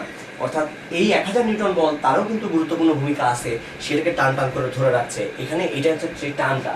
সো টানটা আসলে প্রতিটা মোমেন্টেই দুই পাশে সমানভাবে কাজ করে। এখানে যদি আমি কেটে দিই, তাহলে আমি যদি কেটে দিয়ে এটাকে টান টান করে ধরে রাখার চেষ্টা করি, আমাকে এই পয়েন্টে এদিকেও 1000 নিউটন বল দিতে হবে, এই পাশে এই পয়েন্টে এদিকে 1000 নিউটন বল দিতে হবে। অর্থাৎ প্রত্যেকটা পয়েন্টেই এদিকে 1000 এদিকে 1000 করে কাজ করছে। আমি যে কোনো এক পাশ থেকে যদি চিন্তা করি, এই পয়েন্টে যদি চিন্তা করি, এই পয়েন্টে চিন্তা করি যদি, তাহলে দেখো এদিকেও আমার 1000 নিউটন বল লাগছে, এদিকেও আমাকে 1000 নিউটন বল লাগবে যদি এটাকে টান টান করে আমি ধরে রাখতে চাই। সো টান বল, যেটা টান বলটা, সেটা এদিক বরাবর যা এদিক বরাবর একই পরিমাণে কাজ করে এবং দুইটা বিপরীত দিকে আসলে। আচ্ছা, যাই হোক, তো তার মানে এই সেম পরিমাণে টান কিন্তু দুই পাশে কাজ করলো। এখন কথা হচ্ছে, তাহলে আমি এক কাজ করি, এই ডাব্লিউটাকে তাহলে সরাই ফেলি। আমি বলি যে এখানে আসলে টি মাইনাস ডাব্লিউ পরিমাণে বল এদিকে কাজ করছে, অথবা উল্টা করে বলি যে এইদিকে আসলে ডাব্লিউ মাইনাস টি পরিমাণে বল কাজ করছে। তাহলে এখানে এখন বেশ সুন্দরভাবে আমরা দেখতে পাচ্ছি যে এইখানে একটা বল আমি দিয়েছি ধরো টি বল। তাহলে জাস্ট দেখো যে এদিকে ডাব্লিউ মাইনাস টি বল কাজ করছে, এদিক বরাবর একটা অনুভূমিক বল পি কাজ করছে, এবং এদিক বরাবর টি বল কাজ করছে। তিনটা বল আছে, এটা তিনজন মিলে এদেরকে সাম্য অবস্থায় রেখেছে। তো এখন এই অবস্থায় টোটাল দৈর্ঘ্যটা যদি এল হয়, আমি ধরে নিলাম যে এটুকু হচ্ছে এক্স। আচ্ছা, আমি জাস্ট ইচ্ছে মতো ওই অংশটার মান আমি এক্স ধরে নিলাম। তাহলে এই অংশটা নিঃসন্দেহে হবে এল মাইনাস এক্স। তাহলে আমরা কি বলতে পারি, এটুকু কিন্তু আমরা জানি যে এটা হচ্ছে এই অংশটা দৈর্ঘ্য কত, এইটা দৈর্ঘ্য কত, এটা দৈর্ঘ্য বলেই দেওয়া আছে। এটা হচ্ছে ছোট হাতের এ দূরত্বে এরা দুজন আছে। তো এখন একটা ব্যাপার শিওর যে x square plus L minus x square এটা যোগ করলে, নাকি সরি, এই দুটো যোগ করলে এটা সমান হবে। That means A square plus L minus X whole square এটা যোগ করলে এক্স স্কোয়ার সমান। এখান থেকে হয়তো এক্স এর মানটা আমরা পেয়ে যাবো এ এবং এল এর মাধ্যমে, দেখা যাক কি আসে, l square minus 2xl plus x square equal to x square, এই দুটো যদি চলে যায় তাহলে যা থাকবে এখানে a square plus L square equal to 2xl, অতএব এক্স এর মানটা দাঁড়াবে a square plus L square by twice l, এই জিনিসটা এখানে থাকবে। তাহলে আমরা এখন এক্স এর মানও জানি এবং সবকিছুরই মান এখান থেকে আপাতত জানা যায়। এখন আমরা যেটা আসলে বের করতে বলেছিল যে এই পি এর মান কত এবং টি এর মান কত, তো আমরা এখান থেকে খেয়াল করি এখন পি বাই এই দিক বরাবর যেটা কাজ করছে, অর্থাৎ এই দিক বরাবর যে বাহুটা আছে এখানে সেটা পি বাই এই দিকে বরাবর কোন বাহু আছে এ, দ্যাট মিন্স পি বাই এ এটা ইকুয়াল টু এই টি বাই এই দিক বরাবর যেটা আছে t by x equal to ডাব্লিউ মাইনাস টি বাই এই দিক বরাবর যেটা আছে মিন্স এল মাইনাস এক্স। এটা কিন্তু ঠিক আছে, তার মানে এখান থেকে আমরা আসলে বের করে ফেলতে পারবো যে পি এর মান কত বা সবকিছুরই মান আমরা এখান থেকে বের করতে পারবো। তাহলে এখান থেকে আগে টি এর মানটা বের করা যাক যে টি এর মানটা কত, t by x equal to ডাব্লিউ minus t by l minus x, অর্থাৎ এখান থেকে আমরা এক্স এর মানটা তো জানি কত, একটু দেখি যে টি এল মাইনাস টি এক্স এটা equal to x W minus T X.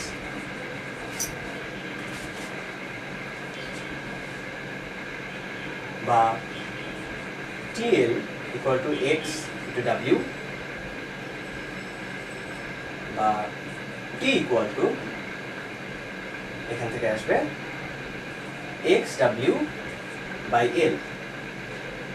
আমরা জানি l এর মানটা কত, এটা আমরা জানি, x এর মান জানি, সরি x এর মানটা হচ্ছে a square plus l square by twice l into w, তার নিচে কিন্তু আরেকটা l এখানে ছিল, তো এখানে এল স্কয়ার হয়ে যাবে।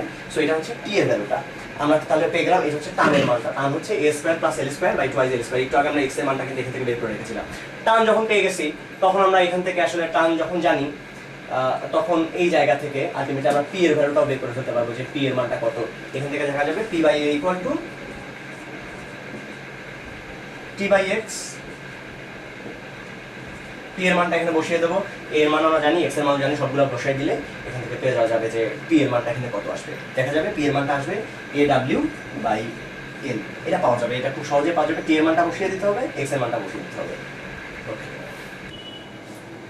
লামির উৎপাদ্য নিয়ে আরেকটু বলা যাক যে ধরা যাক এরকম একটা প্রবলেম যে তিনটা বল আছে যাদের মান হচ্ছে 3, 4 এবং 6।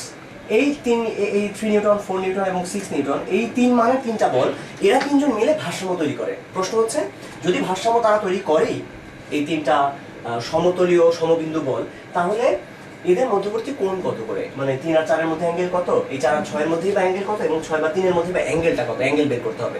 তখন এটা অবশ্যই লক্ষ্য রাখা যায়, এটা দেখতে হবে যে অবশ্যই আমরা শিওর যে এরা প্রত্যেকটা অন্য দুইটার মধ্যবর্তী কোণের সাইনের সমানুপাতিক হবে, যেহেতু তারা ভারসাম্য রক্ষা করে লামির উৎপাদ্য অনুসারে, এটা আমরা বলতেই পারি। বাট এটার থেকেও আরো সুন্দর করে চিন্তা করা যায়, আমরা যদি চিন্তা করি যে ধরা যাক এটা 3, এটা 4, এটা 6, আমরা এদেরকে দিয়ে অবশ্যই একটা ত্রিভুজের তিনটা বাহু বরাবর একই ক্রমে এদেরকে সাজাতে পারবো, কারণ এদের তিনজনের লব্ধি হচ্ছে 0। তার মানে আমরা নিঃসন্দেহে এটাকে কোনো না কোনো ভাবে, হয়তো 3 কে এখানে রাখলাম, তারপরে এখান থেকে এটা দিলাম 4, এই হচ্ছে 3 এর পার্টটা, 4 এর পার্টটা এখানে এবং 6 এদিক বরাবর দিলাম।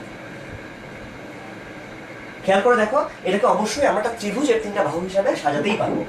এখন আমরা যখন একটা ত্রিভুজের তিনটা বাহু হিসাবে এদেরকে সাজিয়ে ফেলেছি, এখন আমাদের কাজ কিন্তু খুব সিম্পল। এখন আমাদের কাজ হচ্ছে এই ত্রিভুজের কোনো ত্রিভুজের যদি তিনটা বাহু হয় 3, 4 এবং 6, তাহলে মধ্যবর্তী কোণগুলো কত হবে সেগুলো বের করা। যদি আমরা এই অ্যাঙ্গেলটা বের করতে চাই, ধরলাম এটা হচ্ছে থিটা, তাহলে আমরা কোসাইন সূত্র থেকে জানি cos theta equal to 3 square plus 4 square minus 6 square, অর্থাৎ বিপরীত বাহুটা এই পাশে থাকবে, 2 ইনটু 3 ইনটু 4, এটা কোসাইন সূত্র। এখান থেকে আমরা এখানকার cos থিটা পেয়ে যাব। যখনই cos থিটা পেয়ে যাব, আমরা থিটা কিন্তু এখান থেকে ঠিকই পেয়ে যাব। এখন একটা কথা আছে যে আমি তো থিটা না হয় পেয়ে গেলাম, কিন্তু থিটা পেলে সেটাই কি আসলে 3 এবং 4 এর মধ্যে অ্যাঙ্গেল হবে? কখনোই না। 3 এবং 4 এর মধ্যে অ্যাঙ্গেল আসলে থিটা হবে না। 3 এবং 4 এর মধ্যে অ্যাঙ্গেল হবে 180 মাইনাস থিটা। 180 থেকে কেন বাদ দিতে হবে? কারণ হচ্ছে আমরা জানি যে যখনই কোণ বের করতে হয়, কোণগুলোকে এমনভাবে রাখতে হয় যেন সেগুলো একই বিন্দু থেকে বাইরের দিকে বের হচ্ছে বলে মনে হয়, বলগুলো একই বিন্দু থেকে বাইরের দিকে বের হচ্ছে বলে মনে হয়। যেমন এই বিন্দুতে এটা কিন্তু হয় নাই, কারণ এই পয়েন্টে এই যে 3 মানের বলটা সেটা ঢুকতেছে, এন্টার করতেছে, আর এই 4টা এখান থেকে বের হয়ে যাচ্ছে। আমাদেরকে যেটা করতে হবে, এই 3টাকে এই পাশে সরাই নিয়ে আসতে হবে, তাহলে এখন মনে হবে যে হ্যাঁ এটা 4 দিকে যাচ্ছে আর 3টা এই পাশে যাচ্ছে, অর্থাৎ এদের মাঝখানকার কোণ হবে 180 মাইনাস থিটা। এইবার ঠিক আছে যে এই বিন্দু থেকে দুইটাই বাইরের দিকে বের হচ্ছে বলে মনে হয়। বাইরের দিকে বের হওয়া এই কথাটা খুব ইম্পর্টেন্ট, বাইরের দিকে দুইটাই বের হচ্ছে বলে মনে হতে হবে। ওকে, ঠিক একইভাবে আমরা অন্য থিটাগুলো বের করে ফেলতে হবে, এই অ্যাঙ্গেলটা এটাও কোসাইন রুল দিয়ে বের করে ফেলতে পারবো। এবং তারপরে যেটা করতে হবে 180 থেকে আসলে সবগুলোই বাদ দিয়ে দিতে হবে, তাহলে আমরা পেয়ে যাবো যে এই তিনটার মধ্যবর্তী কোণ কত করে। আচ্ছা, এখন আমরা লামিনিয়া আর না বলি, বরং আমরা চলে যাই যে ভর্তি পরীক্ষার সময় আসলে যে অধ্যায়গুলো সবচেয়ে বেশি গুরুত্বপূর্ণ সেটা হচ্ছে চ্যাপ্টার 3 এই স্থিতিবিদ্যার মধ্যে। সেখানে আমাদেরকে মেইনলি যেটা নিয়ে কাজ করতে হয় সেটা হচ্ছে সমমুখী সমান্তরাল বল বা অসমমুখী সমান্তরাল বল এবং মোমেন্ট নিয়ে। এই জিনিসগুলো খুবই ইম্পর্টেন্ট। আসলে মোমেন্টের ধারণাগুলো আমরা বোঝাবো, তার আগে খুব সিম্পলি একটা প্রশ্ন করা যায়। ধরা যাক যে এই যে ডাস্টারটা, এই ডাস্টারটাকে আমি এখানে বরাবর এই ডাস্টারটার এই কোণায় আমি একটা বল দিলাম। কিরকম বল? বলটা মোটামুটি 10 নিউটন বল। আর এইখানে আরেকটা বল দিলাম মোটামুটি 15 নিউটন বল। এই দুইটা মাথায় কন্টিনিউয়াসলি উপরের দিকে 10 নিউটন এবং 15 নিউটন বল দেওয়া হচ্ছে, কন্টিনিউয়াসলি উপরের দিকে একই দিকেই বল দেওয়া হচ্ছে। আমরা যখন এটাকে মানে এইভাবে যদি বল দেই, তাহলে এই ডাস্টারটার কি হবে, সেই ডাস্টারটা কোন দিকে যাবে, এটা কি আইডিয়া করতে পারো? আমার কোয়েশ্চেনটা কিন্তু আবার বলছি আমি, যে আমি এখানে বল দিচ্ছি 10 নিউটন আর এখানে দিচ্ছি 15 নিউটন। আমার কোয়েশ্চেন হচ্ছে এটার কি হবে, এর অবস্থাটা কি হবে? আচ্ছা, এখানে আমি যেহেতু অল্প বল দিচ্ছি, আস্তে ঠেলা মারছি, আর এখানে জোরে ঠেলা মারছি, কি হতে পারে? ওকে, ফার্স্ট টাইম আমাদের ওকে তোমাদেরকে কতগুলো অপশন দেওয়া যায়। ওকে, এটা এইভাবে সোজা এগিয়ে যাবে, এটা হচ্ছে অপশন 1। অপশন 2 হলো এটা এইভাবে ঘুরতে ঘুরতে আগাবে। অপশন 3, এটা এইভাবে ঘুরতে ঘুরতে এই সাইডে চলে আসবে।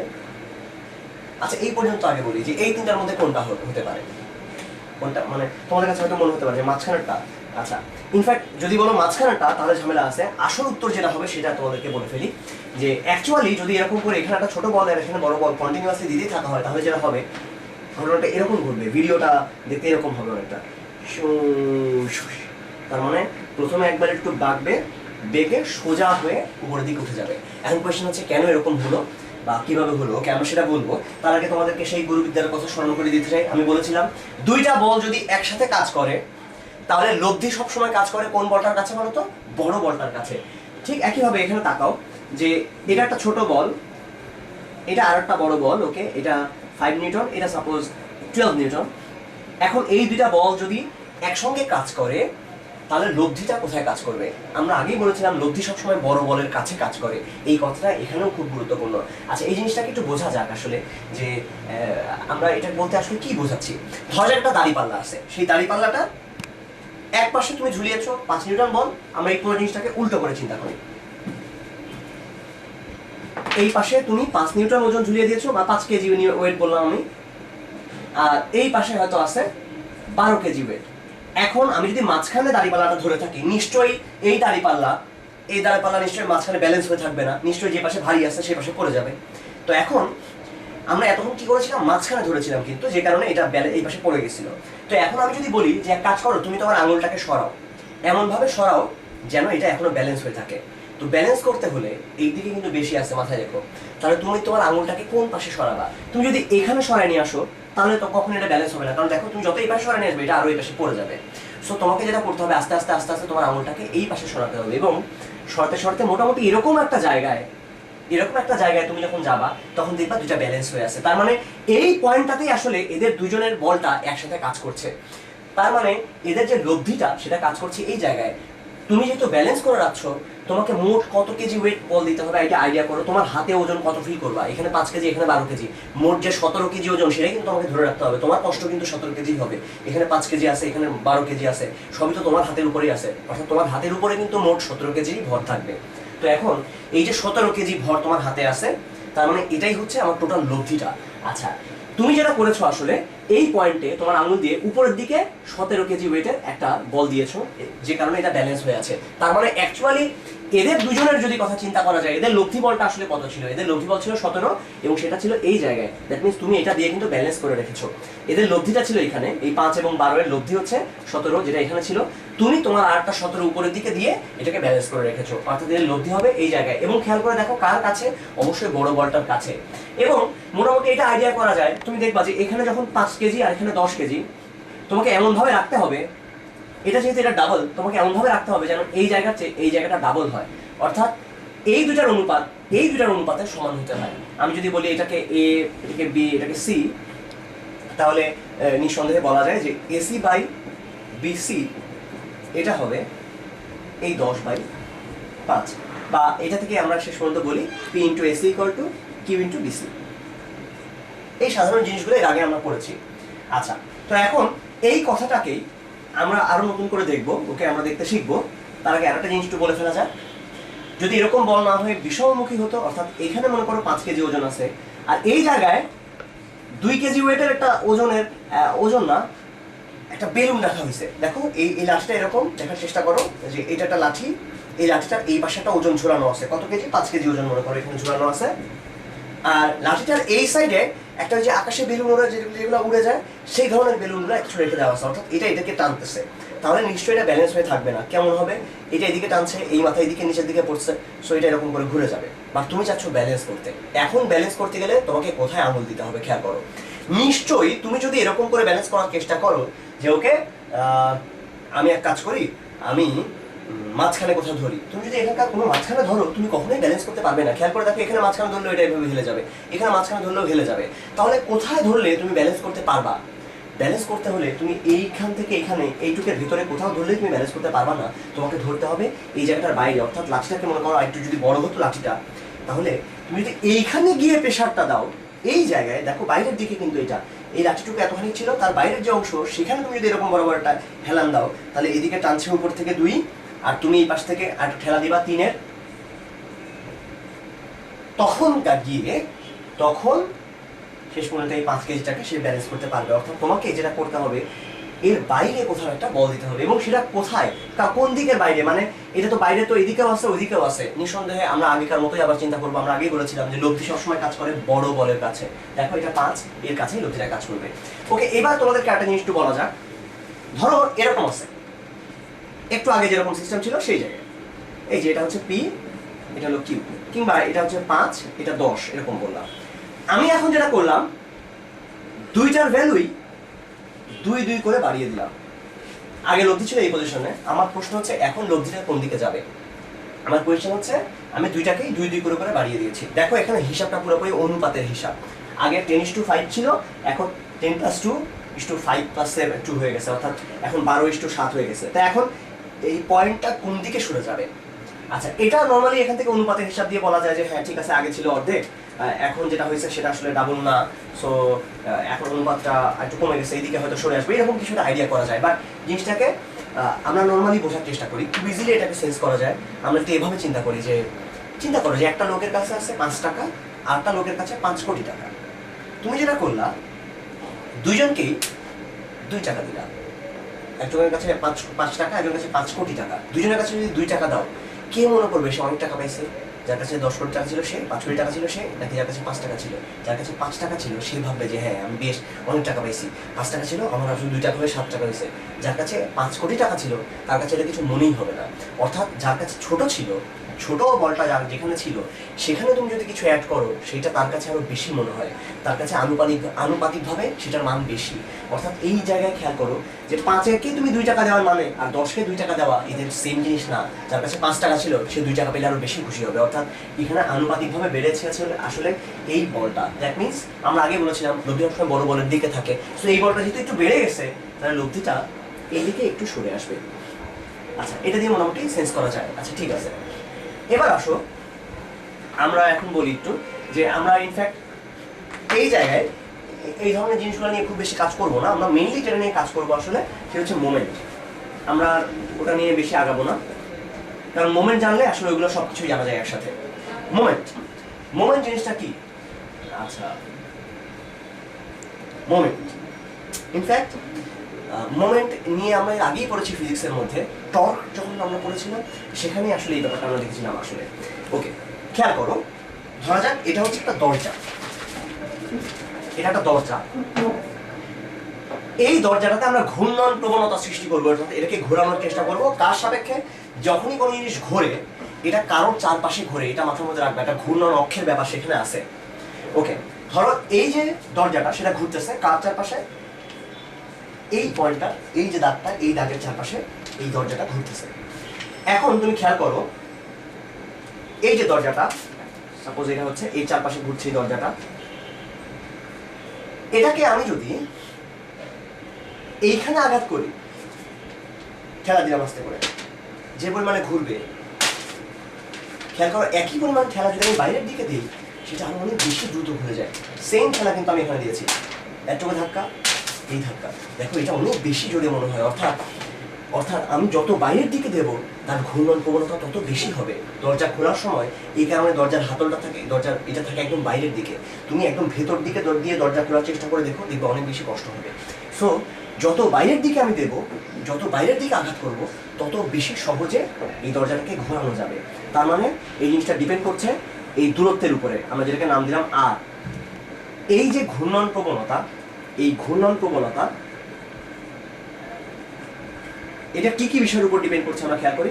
আর যত বেশি হবে, অর্থাৎ এই পয়েন্ট থেকে দূরত্ব যত বেশি হবে তত সহজে ঘোরানো যাবে। নাম্বার 2, খুব সিম্পল কথা, যত জোরে মারবো তত বেশি ঘুরবে। আস্তে যদি মারি আস্তে ঘুরবে, আস্তে মারলাম আস্তে ঘুরলো, জোরে মারলে জোরে ঘুরবে, সিম্পল কথা। সো এটা ডিপেন্ড করে এফ এর উপরে, এটা আর এর উপর ডিপেন্ড করে। এফ হচ্ছে ফোর্স, বলটার উপর ডিপেন্ড করে। আরেকটা বিষয়ের উপর ডিপেন্ড করে, সেটা হচ্ছে তুমি কি অ্যাঙ্গেলে মারছো। খেয়াল করে দেখো, আমি যদি এই জিনিসটাকে একদম এইভাবে মারি, যেভাবে ঘুরবে, যদি এইভাবে মারি তাহলে যেভাবে ঘুরবে, আর যদি এরকম করে মারি বাঁকা করে, এটা কি একই পরিমাণে ঘুরবে? মোটেও না, বাঁকা করে মারলে কিন্তু এভাবে ঘুরবে না। আমি যদি এভাবে মারি, এইখান থেকে দরজা একদম সোজাসুজি বরাবর টান দিলাম বিশাল জোরে, এরকম করলে কি দরজা ঘুরবে না। আবার যদি এখান থেকে জোরে ঠেলা দেওয়া যায় এরকম করে, তাহলেও ঘুরবে না। খেয়াল করে দেখো, আমি যখন এরকম বরাবর, অর্থাৎ এই দরজা বরাবরই একদম সোজা এই বরাবর বল দিয়েছি 0 ডিগ্রিতে, তখন কিছুই পাওয়া যায় না, 0-তে এর মান ইফেক্ট 0। আর সবচেয়ে বেশি কখন পাওয়া গেছে? যখন এই দরজার সাথে লম্বভাবে আমি বল দিয়েছি, অর্থাৎ 90-তে ম্যাক্সিমাম। তাহলে এইরকম কে আছে যে 0-তে 0 ডিগ্রিতে 0 হয়ে যায় আর 90 ডিগ্রিতে ম্যাক্সিমাম হয়? এরকম লোক হচ্ছে সাইন থিটা। অর্থাৎ এখানে সাইন থিটার একটা ব্যাপার আছে, যে এই যে এখানে যে অ্যাঙ্গেলে তুমি মারবে তার সাইনের সাথে ব্যাপারটা রিলেটেড, অর্থাৎ ঘূর্ণন প্রবণতাটা সাইন থিটার উপরেও ডিপেন্ড করে। তাহলে যেগুলোর উপর ডিপেন্ড করলো সেগুলো কি কি? আর, এফ এবং সাইন থিটা, এই তিনটার উপরে জিনিসটা ডিপেন্ড করে। এখন এটাকে আরো সুন্দর করে একটু বলা যায় যে আর, এফ, সাইন থিটা ব্যাপারটা কিরকম। ওকে, এটা যদি আর হয় আর আমি যদি এরকম ভাবে মারি, তাহলে এই অ্যাঙ্গেলটা হবে থিটা, এটাও হবে থিটা। খেয়াল করে দেখো, আমি যদি এখান থেকে একটা লম্ব টেনে নিই, যেটাকে নাম দেই ডি, এখান থেকে এই পর্যন্ত কিন্তু আর মনে রেখো, এটা হচ্ছে এফ বলটা। তাহলে খেয়াল করো ডি বাই আর, এটা হচ্ছে সাইন থিটা, ডি বাই আর হচ্ছে sine theta, that means D হবে আর সাইন থিটা। তার মানে এই যে ঘূর্ণন প্রবণতাটা, এটা দেখো এফ ইন্টু, এখানে ছিল আর সাইন থিটা, আর সাইন থিটার বদলে আমরা লিখতে পারি এফ ইন্টু ডি। ডি কি জিনিস? ডি হচ্ছে লম্ব দূরত্ব। তার মানে আমরা শেষ পর্যন্ত যেটা পেলাম, বল ইন্টু ঘূর্ণন বিন্দু থেকে বলের, ঘূর্ণন বিন্দু থেকে বলের লম্ব দূরত্ব। তাহলে বল ইন্টু লম্ব দূরত্ব, এটাই শেষ পর্যন্ত আমাদের ফর্মুলা দাঁড়ালো। এবং এই ফর্মুলাটাকে আমরা বলি, আসলে এই জিনিসটাকে আমরা বলি মোমেন্ট। এটাকেই টর্ক বলে, বলের মোমেন্ট হচ্ছে এই জিনিসটা। তাহলে এটা হচ্ছে বলের মোমেন্ট।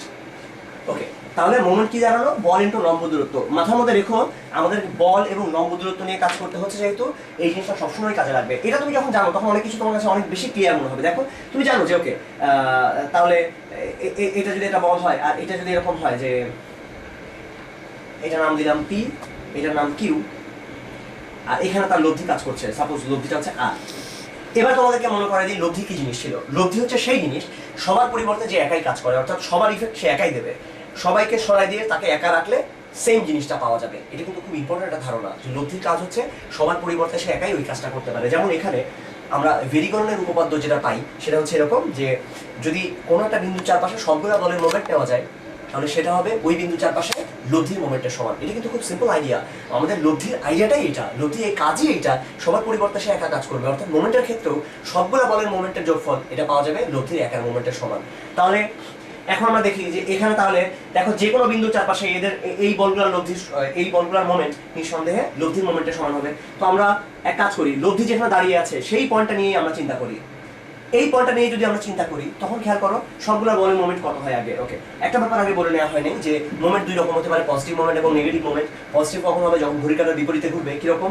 ধরা যাক এই একটা বিন্দুটা এবং এখানে হচ্ছে আমাদের বলটা, এটা যদি বিন্দু হয় আর এটা যদি বল হয়, তখন এখান থেকে খেয়াল করে দেখো যে আমি যদি একটা দাগ, কাল্পনিকভাবে একটা দাগ এখানে চিন্তা করি, মনে করো এটাই হচ্ছে সেই লাঠিটা, আমাদের সেই দরজাটা, মনে করো এটা সেই দরজাটা ঘুরবে এটা চারপাশে, এই দাগটা আমরা নিজেরা মনে মনে টেনে নিয়েছি। এখন তুমি যদি এই বরাবর একটা বল দাও, তাহলে এই লাঠিটা কোন দিকে ঘুরবে? এদিক বরাবর বল দিলে, সোজা বল দিচ্ছি আমি কিন্তু ওইদিকে, তো লাইটটা ঘুরবে ঘড়ির কাঁটার বিপরীত দিকে, তখন আমরা এটাকে বলি যে এটা হচ্ছে ধনাত্মক মোমেন্ট। আর যদি এরকম হতো, এটা আছে এইদিকে, এটা এই বরাবর আসছে, তখন কি হতো? তখন তুমি নর্মালি দেখবা এটা আসলে তখনই দেখলেই বোঝা যাচ্ছে যে এটা হবে নেগেটিভ, অর্থাৎ ঋণাত্মক মুভমেন্ট হবে এটা, কারণ ঘড়ির কাঁটার দিকে ঘুরছে এটা। আরেকভাবে বলা যায় যে তুমি বলের উপর দিয়ে যদি হাঁটো, বলের উপর দিয়ে তুমি হাঁটবা, এই বলের দিক বরাবর তুমি যদি হাঁটো, তোমার হাতের বাম পাশে যদি বিন্দুটা থাকে তখন পজিটিভ। দেখো আমি যখন বলের দিক বরাবর হাঁটছি, এই যে আমি বলের উপর দিয়ে হেঁটে বেড়াচ্ছি, এই যে এখান দিয়ে বলের উপর দিয়ে আমি হেঁটে বেড়াচ্ছি, আর সময় দেখলাম যে এই দিকে হচ্ছে আমার বিন্দুটা, খেয়াল করছো যে বাম দিকে বিন্দু যদি থাকে তাহলে পজিটিভ। আচ্ছা, এইভাবে চিন্তা করা যায়। তো এখন আসো তাহলে আমরা এখানে দেখি, নিঃসন্দেহে এই জায়গায় সি এর চারপাশে আমি মোমেন্ট নিচ্ছি, নিঃসন্দেহে সবার মোমেন্টের যোগফল হবে লব্ধির মোমেন্টের সমান। তাহলে সি বিন্দুর চারপাশে কি হবে? সি বিন্দুর চারপাশে এই দুটো বলের মোমেন্ট, ওকে দেখি, পি বলের মোমেন্ট হবে বল ইন্টু লম্ব দূরত্ব, পি ইন্টু এসি, সি থেকে এটা লম্ব দূরত্ব হচ্ছে এসি। খেয়াল করে দেখো এটা ঘড়ির কাঁটার বিপরীতে আছে, এইদিকে ঘুরছে, সো এটা পজিটিভ, ঠিক আছে। প্লাস এই বলটা প্লাস কিউ ইন্টু বিসি, এটা কিন্তু মাইনাস। খেয়াল করে দেখো আসলে কেন মাইনাস? কারণ ঘড়ির কাঁটার দিকে, এটা equal to R into C থেকে সি এর লম্ব দূরত্ব 0, দ্যাট মিন্স তার মানে ডান পাশে কিন্তু 0ই হয়ে যাচ্ছে। লব্ধির চারপাশে, নিজের চারপাশে নিজের মানে মোমেন্ট কত হবে? এটা 0ই হবে সবসময়, কারণ ওখান থেকে তো লম্ব দূরত্ব 0 হয়ে যাচ্ছে, অর্থাৎ এই পয়েন্টে নাই। তার মানে লব্ধির উপরে যদি আমি দাঁড়িয়ে থাকি, খেয়াল করো এটা খুবই গুরুত্বপূর্ণ একটা কথা, আমি যদি লব্ধির উপর দাঁড়িয়ে থাকি, আমার চারপাশে সবগুলা বলের মোমেন্টের যোগফল হবে 0 নিঃসন্দেহে, কারণ সবগুলা বলের মোমেন্টের যোগফল আমার মোমেন্টের সমান, নিজের মোমেন্টের, কিন্তু নিজের মোমেন্ট কি এখানে 0, কারণ আমি নিজেই লব্ধির উপর দাঁড়িয়ে আছি। সবগুলা বলের মোমেন্টের যোগফল লব্ধির মোমেন্টের সমান হবে, কিন্তু লব্ধির মোমেন্ট নিজেই 0, তার মানে সবগুলা বলের মোমেন্টের যোগফল হবে 0। দেখো এখানে সেই ঘটনাটাই ঘটছে, অর্থাৎ সেখান থেকে আমি পাবো পি ইন্টু এসি করবো কিউ ইন্টু বিসি, এটা আমরা আগেই জানতাম। সেই জিনিসটা আমরা দেখালাম যেটা মোমেন্ট দিয়ে খুব ইজিলি চিন্তা করা যায়। ইনফ্যাক্ট মোমেন্ট দিয়ে যেটা সুবিধা সেটা হচ্ছে যে এখানে মাত্র 2টা বল নিয়ে কাজ করেছি আমরা, বাট মোমেন্ট নিয়ে যখন আমরা কাজ করব তখন কোটি কোটি বল সেখানে থাকলেও কোনো অসুবিধা নেই, আমরা তখন যে কোনো বিন্দুর চারপাশে আমরা চাইলে মোমেন্ট দিতে পারি। আচ্ছা ভাই, আমরা কি এখানে এটার চারপাশে মোমেন্ট দিতে পারতাম? অবশ্যই পারতাম। এখান থেকে ইচ্ছা মতো যে কোনো বিন্দুর চারপাশে তুমি চাইলে মোমেন্ট দিতে পারবা, তাহলে এখানে আর এবং কিউ এর মধ্যেও তুমি রিলেশন বের করতে পারবা, অনেক কিছু এখান থেকে শেষ পর্যন্ত পাওয়া যাবে।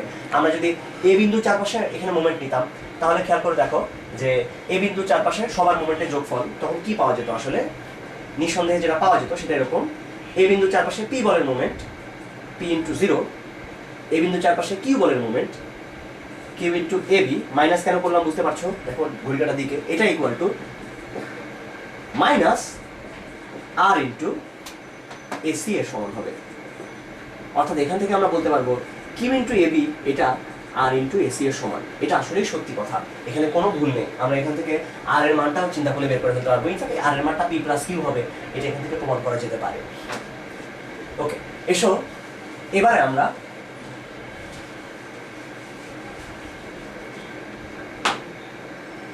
এখন আমরা কয়েকটা অঙ্ক নিয়ে একটু চিন্তা করতে পারবো, যে ছোট ছোট কিছু অঙ্ক নিয়ে।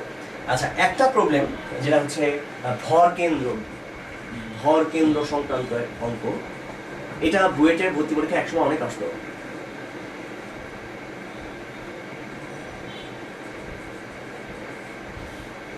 প্রশ্নটা ছিল এরকম যে একটা বৃত্ত আছে, একটা বৃত্ত না, চাকতি আছে, গোলাকার বৃত্তাকার একটা চাকতি, তার থেকে একটা বর্গাকৃতি অংশ কেটে ফেলা হয়েছে। পুরোটা বৃত্তাকার, তার থেকে এরকম বর্গ, এটা একটা বর্গের মতো চিন্তা করো, আমার ছবিটা ভালো হয় না দেখতে। ওকে, বর্গের মতো একটা অংশ, যেই বর্গের একটা কর্ণের প্রান্তবিন্দু আছে কেন্দ্রে এবং কর্ণের আরেকটা প্রান্তবিন্দু আছে পরিধির উপরে, এরকম একটা বর্গ অংশ কেটে নেওয়া হয়েছে। কেটে নেওয়া হলে তার ভর কেন্দ্রটা কতখানি সরে যাবে এটা। তো আগেই বলি ভর কেন্দ্র জিনিসটা কি। ভর কেন্দ্র হচ্ছে একটা বস্তু সেই বিন্দু যেখানে তার সমস্ত বলগুলা কাজ করে, এভাবে চিন্তা করা যায়। মানে এবার এরকম করে বলি, যদি আমরা ভার কেন্দ্র দিয়ে চিন্তা করি, খেয়াল করো যে এটা যদি একটা চাকতি হয়, এটা একটা চাকতি সাপোজ, এই চাকতিটা, এই যে উদ্ভাস লেখা আছে এখানে, যে এই যে উদ্ভাস লেখাটা, এইটাকে একটা চাকতি চিন্তা করো, এই চাকতিটা, এই যে চাকতিটা, তার প্রত্যেকটা বিন্দু, এই চাকতি ধরে এরকম করে আছে, এই বিন্দুটা নিঃসন্দেহে একটা ওজন আছে যেটা কাজ করছে নিচের দিকে বা পৃথিবীর কেন্দ্রের দিকে। পাশের যে বিন্দুটা সেটাও কিন্তু এদিকেই কাজ করছে। অর্থাৎ এই দুটা মিলে আমরা একটা সমমুখী সমান্তরাল বল চিন্তা করতে পারি, যে ওকে এই বলটা এইটা এরকম, এটা এরকম, অর্থাৎ এদের লব্ধিটা কোথায় কাজ করবে? মাঝখানে। চিন্তা করো তার পাশে আরেকটা বিন্দু আছে, তার সাথেও যদি এখন লব্ধি চিন্তা করি, সেটা এরকম ভাবে হবে, তার জন্য লব্ধি পাওয়া যাবে মাঝখানে। তার সঙ্গে আরেকটা বিন্দু নিলাম, তার লব্ধি হবে এখানে। এমন করে করে দুটা সবগুলা বিন্দু যখন আমি লব্ধি নেব, দেখবো সবগুলা লব্ধি যেই পয়েন্টে কাজ করছে, সেই পয়েন্টটা হচ্ছে এই পয়েন্টটা। এবং এটাকেই আমরা বলি ভর কেন্দ্র, যে সবগুলা পয়েন্টের লব্ধি যেই পয়েন্টে কাজ করছে, সবার ওজন আসলে যেই বিন্দুতে কাজ করছে, ওইটাকে বলা হয় আসলে ভার কেন্দ্র। আসলে এটাকে বলে ভার কেন্দ্র, যেখানে তার ওজনগুলা কাজ করছে। আচ্ছা, ভর কেন্দ্র ভার কেন্দ্রের মধ্যে সামান্য ঝামেলা আছে। আপাতত পৃথিবীতে যখন আমরা চিন্তা করবো পৃথিবীর কোনো বিন্দু নিয়ে, তখন আপাতত আমরা ভর কেন্দ্র নিয়ে ভার কেন্দ্র নিয়ে আলাদা করবো না, দুইটা সেম জিনিস। আপাতত আমরা এখানে এই ঝামেলাটা না আসবে। ওকে, এবার দেখো, সো এখানে একটা বৃত্তের ভর কেন্দ্র কোথায় হয় এটা আমরা জানি, একদম মাঝখানে।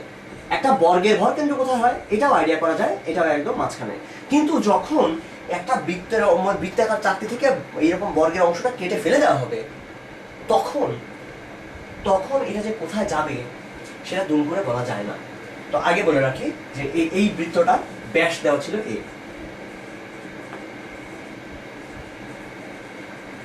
কোশ্চেন হচ্ছে ভর কেন্দ্র কতটুকু সরবে।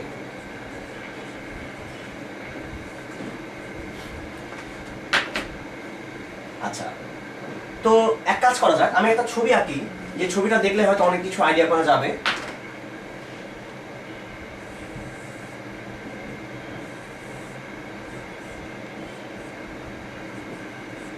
আমি আশা করি এটা মোটামুটি তোমরা বুঝতে পারছো। এটা হচ্ছে পুরা বৃত্তটা, এটা ইকুয়াল টু, এখানে হচ্ছে এই অংশটুকু নাই, বৃত্তের এই অংশটা নাই, আর এটা হচ্ছে বাক ফাঁকা, মানে এই যে বাকি অংশটা, সেই ফাঁকা পার্টটা আর কি।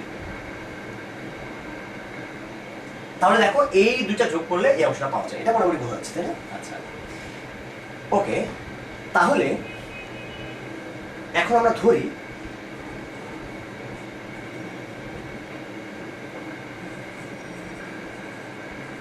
একক ক্ষেত্রফলের ওজন W। খেয়াল করে দেখো এটা সব জায়গাতে কিন্তু সেম হবে। একক ক্ষেত্রফলের ওজন এটা এখানেও যা হবে, এখানেও তাই, এখানেও তাই, কারণ এই ম্যাটেরিয়াল তো সেম। সো একক ক্ষেত্রফলের ওজন সব জায়গাতে সেম হবে। তার মানে এখন মোট ওজন বের করতে হলে আমাকে এটাকে ক্ষেত্রফল দিয়ে গুণ করতে হবে। তো সেটা যদি করতে হয় তার আগেও কিছু কথা বলা দরকার আছে। দেখো এই পুরাটা হচ্ছে এই দুইটা যোগফল, এটা তোমরা খেয়াল করেছো, তাই না? আচ্ছা, এই পয়েন্টটাকে একটা নাম দেওয়া যাক।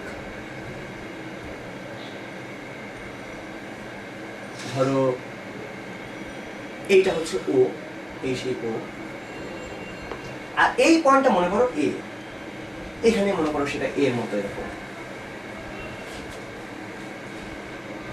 ইনফ্যাক্ট নতুন যে লব্ধিটা হবে সেটা এদিকে সরে যাবে, ধরা যাক বি একটা বিন্দুতে। আমাদের টার্গেট হচ্ছে ওবি এর মান বের করা, কতখানি সরে গেছে। এই যে এখান থেকে আমি যে এই অংশটা কেটে ফেললাম, এর ফলে কতটুকু সরে গেল ভর কেন্দ্রটা, সেই জিনিসটা। অর্থাৎ আমার টার্গেট হচ্ছে ওবি এর মান বের করা।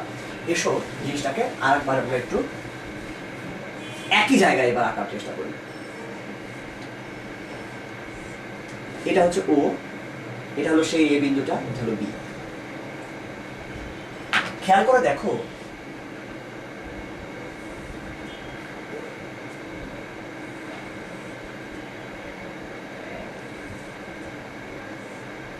আমরা একটু আগে যে ছবিটা এঁকেছিলাম সেখানে পুরো বৃত্তটা যেটা ছিল, ধরো পুরো বৃত্তটা ধরলাম তার ওজন হচ্ছে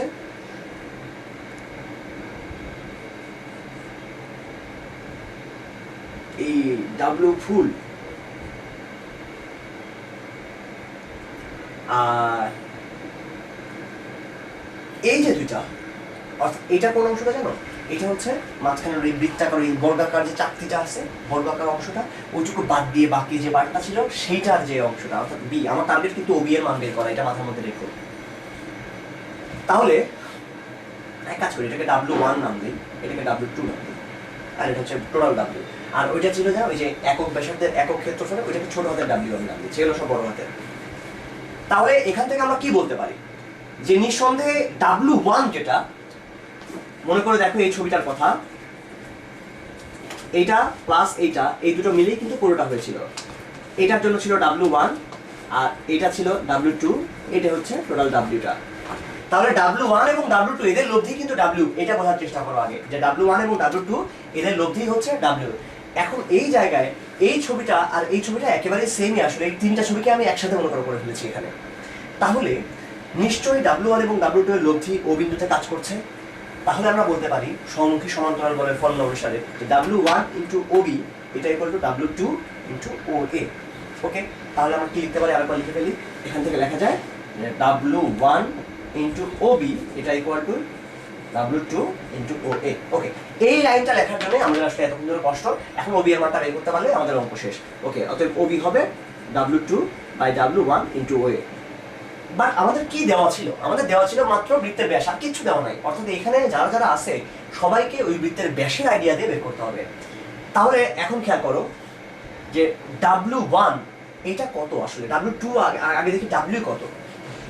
W হচ্ছে পুরো বৃত্তটার ক্ষেত্রফল, তার সঙ্গে একক ব্যাস, ওই যে একক ক্ষেত্রফলের ওজন, সেটা দিয়ে গুণ করলে যেটা পাওয়া যাবে সেটা তাহলে মোট ওজনটা পাওয়া যাবে। এটা হচ্ছে বৃত্তের মোট ওজন W। W equal to pi R square, pi R square into ছোট হাতের W। দেখো এটা বোঝো কিনা, বৃত্তের ক্ষেত্রফল তার সঙ্গে একক ব্যাসে একক ক্ষেত্রফলের ওজনটা গুণ করলে টোটাল ওজনটা পাওয়া যাবে। W2 কি জিনিস? W2 হচ্ছে এই যে বর্গটা তার ক্ষেত্রফল ইন্টু ওইটার জন্য W যেটা সেটা। তাহলে W2টা চিন্তা করা যাক আস্তে আস্তে। W2 কেমন হবে খেয়াল করে দেখো, এই যে বর্গক্ষেত্রটা তার এতখানি হচ্ছে A/2, কারণ পুরোটা হচ্ছে A, তাহলে এতটুকু হচ্ছে A/2। তার মানে এটা যদি A/2 হয় তাহলে এইটুক কত হবে? এইটা যদি A/2 হয় এইটুকু হবে A/4, এইটাও হবে A/4। সেখান থেকে এক বাহু আসলে আমরা বের করে নিতে পারবো এইভাবে, এক রুট ওভার এইটা স্কোয়ার প্লাস এটা স্কোয়ার পিথাগোরাসের উপপাদ্য অনুসারে, অথবা এটা আসবে A√2/4। তাহলে এই বর্গের ক্ষেত্রফল হবে A√2/4 whole square into W। যা পাওয়া গেল সেটা কত হতে পারে? সেটা হতে পারে A square into 2/16, that means A square by 8 into W। এখন W1 সম্পর্কে আমরা আইডিয়া করতে পারবো। W1 হচ্ছে W মাইনাস W2। পুরো বৃত্ত থেকে যদি অংশটা বাদ দিয়ে দাও তাহলেই তো এই বাকি অংশটা পাওয়া যায়। অর্থাৎ এটা হচ্ছে pi A square by 4 W minus A square by 8 W। এটা হচ্ছে W1। দেন আমরা এখন OB এর মানটা বের করার পর্যায়ে চলে এসেছি। এই জায়গায় তাকাও, এখন এখানে OB হবে W2 মানে হচ্ছে A square by 8 into W। নিচে থাকবে W1 আবার ভয়াবহ, দেখো এই পুরো জিনিসটা এত W minus A square by 8 W into OA কোনটা ছিল? OA ছিল আসলে এই 4 ভাগের 1 ভাগটা, এটা O ছিল, এইটা ছিল A, দ্যাট মিনস এই পুরো ব্যাসের 4 ভাগের 1 ভাগ, পুরো ব্যাসের অর্ধেক হচ্ছে A/2, এটা হচ্ছে A/4। যা পাওয়া গেল এখান থেকে উপরে নিচে W কমন নিলে W আর থাকবে না, সো W চলে যাবে, পুরো জিনিসটা জাস্ট এরই একটা ফাংশন হবে, অর্থাৎ এই পাশে খালি এই থাকবে। তো এটাকে এখন সাজিয়ে নিলেই ইনফ্যাক্ট উপরে নিচে A স্কোয়ার এখান থেকে বাদ চলে যাবে। খেয়াল করে দেখা যাবে যে এখানে A স্কোয়ার থাকে না, 1/8 হয়। নিচে পাওয়া যাবে পাই/4 মাইনাস 1/8 ইন্টু A/4। এটাই হবে অ্যান্সার। এখান থেকে একটু সাজালে মোটামুটি অ্যাকচুয়াল অ্যান্সার যেভাবে যেই ফর্মে চায় পরীক্ষায় সেই ফর্মে চলে আসবে। সো মেইন আইডিয়া যেটা ছিল সেটা আরেকবার আমরা শেয়ার করি। মেইন আইডিয়া ছিল আসলে যে P into AC equal to Q into BC, ওই ফর্মুলাটা যে আমরা যখন দেখেছিলাম এই বৃত্তের মধ্যে এইটা ইন্টু এই অংশটুকু, এইটা ইন্টু এই অংশটুকু সমান হয়। এই পার্টটা ছিল বেসিক আইডিয়াটা। একইভাবে চাইলে অনেক কিছুর ভর কেন্দ্র বের করে ফেলা যায়। চাইলে ট্রাপিজিয়াম আকৃতির কোনো বস্তুর ভর কেন্দ্র এখান থেকে বের করে ফেলা যায়। আচ্ছা, আমরা দেখছিলাম এই জিনিসগুলো। আচ্ছা, এরকম আরো বেশ কিছু প্রবলেম যেগুলো বইটা এসেছে সেগুলো ছোট ছোট দুই একটা করে আলোচনা করা যাক। একটা প্রবলেম ছিল যে অনেক বড়, ধরা যাক কত বড় একটা খুঁটি আছে যেটা 20 মিটার। 20 মিটার মানে কিন্তু অনেক উঁচু। এটা আগে মাথার মধ্যে ফিল করো যে 20 মিটার মানে যথেষ্টই উঁচু একটা খুঁটি। 20 মিটার মানে প্রায় 6 তলার কাছাকাছি। 6 তলা অনেকই উঁচু। আচ্ছা, 20 মিটার লম্বা একটা খুঁটি আছে। তোমাকে যেটা করা হলো 20 মিটার লম্বা না, আচ্ছা বললাম খুঁটিটা অনেক উঁচু, অনেক উঁচু, এটা এত উঁচু বলা যাচ্ছে না, এটা 20 মিটারের চেয়েও বেশি হবে। তোমার কাছে 20 মিটারের একটা দড়ি আছে। আবার বলছি আমি কথাটা, 20 মিটারের একটা দড়ি আছে তোমার কাছে। খুঁটিটা অনেক উঁচু, খুঁটিটা অনেক উঁচু। তোমার টার্গেট হচ্ছে তোমার কাছে 20 মিটারের একটা দড়ি আছে, সেই দড়ি দিয়ে তুমি খুঁটিতে বেঁধে টান দিয়ে খুঁটিটাকে উপড়ে ফেলবা। তাহলে খুঁটিটার কোন জায়গায় দড়িটাকে বাঁধতে হবে? কোয়েশ্চেন আরেকবার বলছি আমি, তোমার কাছে একটা দড়ি আছে এরকম, এটা একটা দড়ি, যে দড়ির দৈর্ঘ্য হচ্ছে 20 মিটার। এই দড়িটাকে এখানকার কোনো একটা জায়গায় তোমাকে বেঁধে টান দিতে হবে যেন খুঁটিটা সহজে উপড়ায়। সবচেয়ে ভালোভাবে উপড়াইতে হলে কোথায় বাঁধতে হবে, এটা হচ্ছে কোয়েশ্চেন। আচ্ছা, নর্মালি আমাদের মাথায় আসতে পারে যে হ্যাঁ মনে হয় একদম উপরে বেঁধে টান দিলে হয়ে যাবে। আসলে এই চিন্তাটা খুব ভালো না, কারণ আপনি যদি একদম উপরে বাঁধি সেটা খুব ভালো কিছু হবে না, তাহলে এটা উপড়াবে না সহজে। দেখো, মনে করো এটা হচ্ছে 40 মিটার উঁচু, তাহলে তুমি যদি এখান থেকে 20 মিটার এরকম করে ধরে এই করে থাকো, এই টান দাও, ইনফ্যাক্ট তোমাকে এখানে ঝুলতে হবে তখন এরকম করে, এটা খুব ভালো কিছু হবে না এরকম করে ধরে থাকলে। সো এটা ভালো কিছু হলো না। তুমি এরকম 20 মিটার ধরে ধরে ঝুলবা, তাহলে নিশ্চয়ই এটা উপড়াবে না, কারণ নিচের দিকে গেড়ে যাবে। সো তোমাকে যেটা করতে হবে, অন্য কোথাও বাঁধতে হবে। কোথায় বাঁধলে সবচেয়ে সহজে খুঁটিটাকে উল্টানো যায়, এটা হচ্ছে কোয়েশ্চেন। ওকে, ধরো এটা বিশাল উঁচু একটা জিনিস, তুমি বাঁধবা, ধরে নিলাম যে এই উচ্চতায় বাঁধতে হবে, আমি আন্দাজে এটা ধরে নিলাম। এখন মেইন ব্যাপার যেটা, সেটা আগে লক্ষ্য করো যে এখানে একটা ব্যাপার খুবই গুরুত্বপূর্ণ। বলটা এইদিকে, আমি ধরে নিলাম আমার বলটা হচ্ছে পি। পি হচ্ছে আমার গায়ে যত জোর আছে সেই সর্বোচ্চ জোরটা, এটা আমার বল। সো খুঁটিটাকে সবচেয়ে ভালো করে উপড়ানো যাবে যখন এই বিন্দুর চারপাশে মোমেন্টটা সবচেয়ে বেশি হবে, অর্থাৎ এটা ঘুরতে চেষ্টা করবে। দেখো পুরা লাঠিটা, এই পুরা খুঁটিটা এটা ঘোরার চেষ্টা করছে এই পয়েন্টটার চারপাশে। এইখানে যে বিন্দুটা আছে, অর্থাৎ যেই পয়েন্টে সেটা গেড়ে আসছে সেখান থেকে কিন্তু সে ভেঙে যাবে, সেখান থেকেই সে উপড়ে যাবে।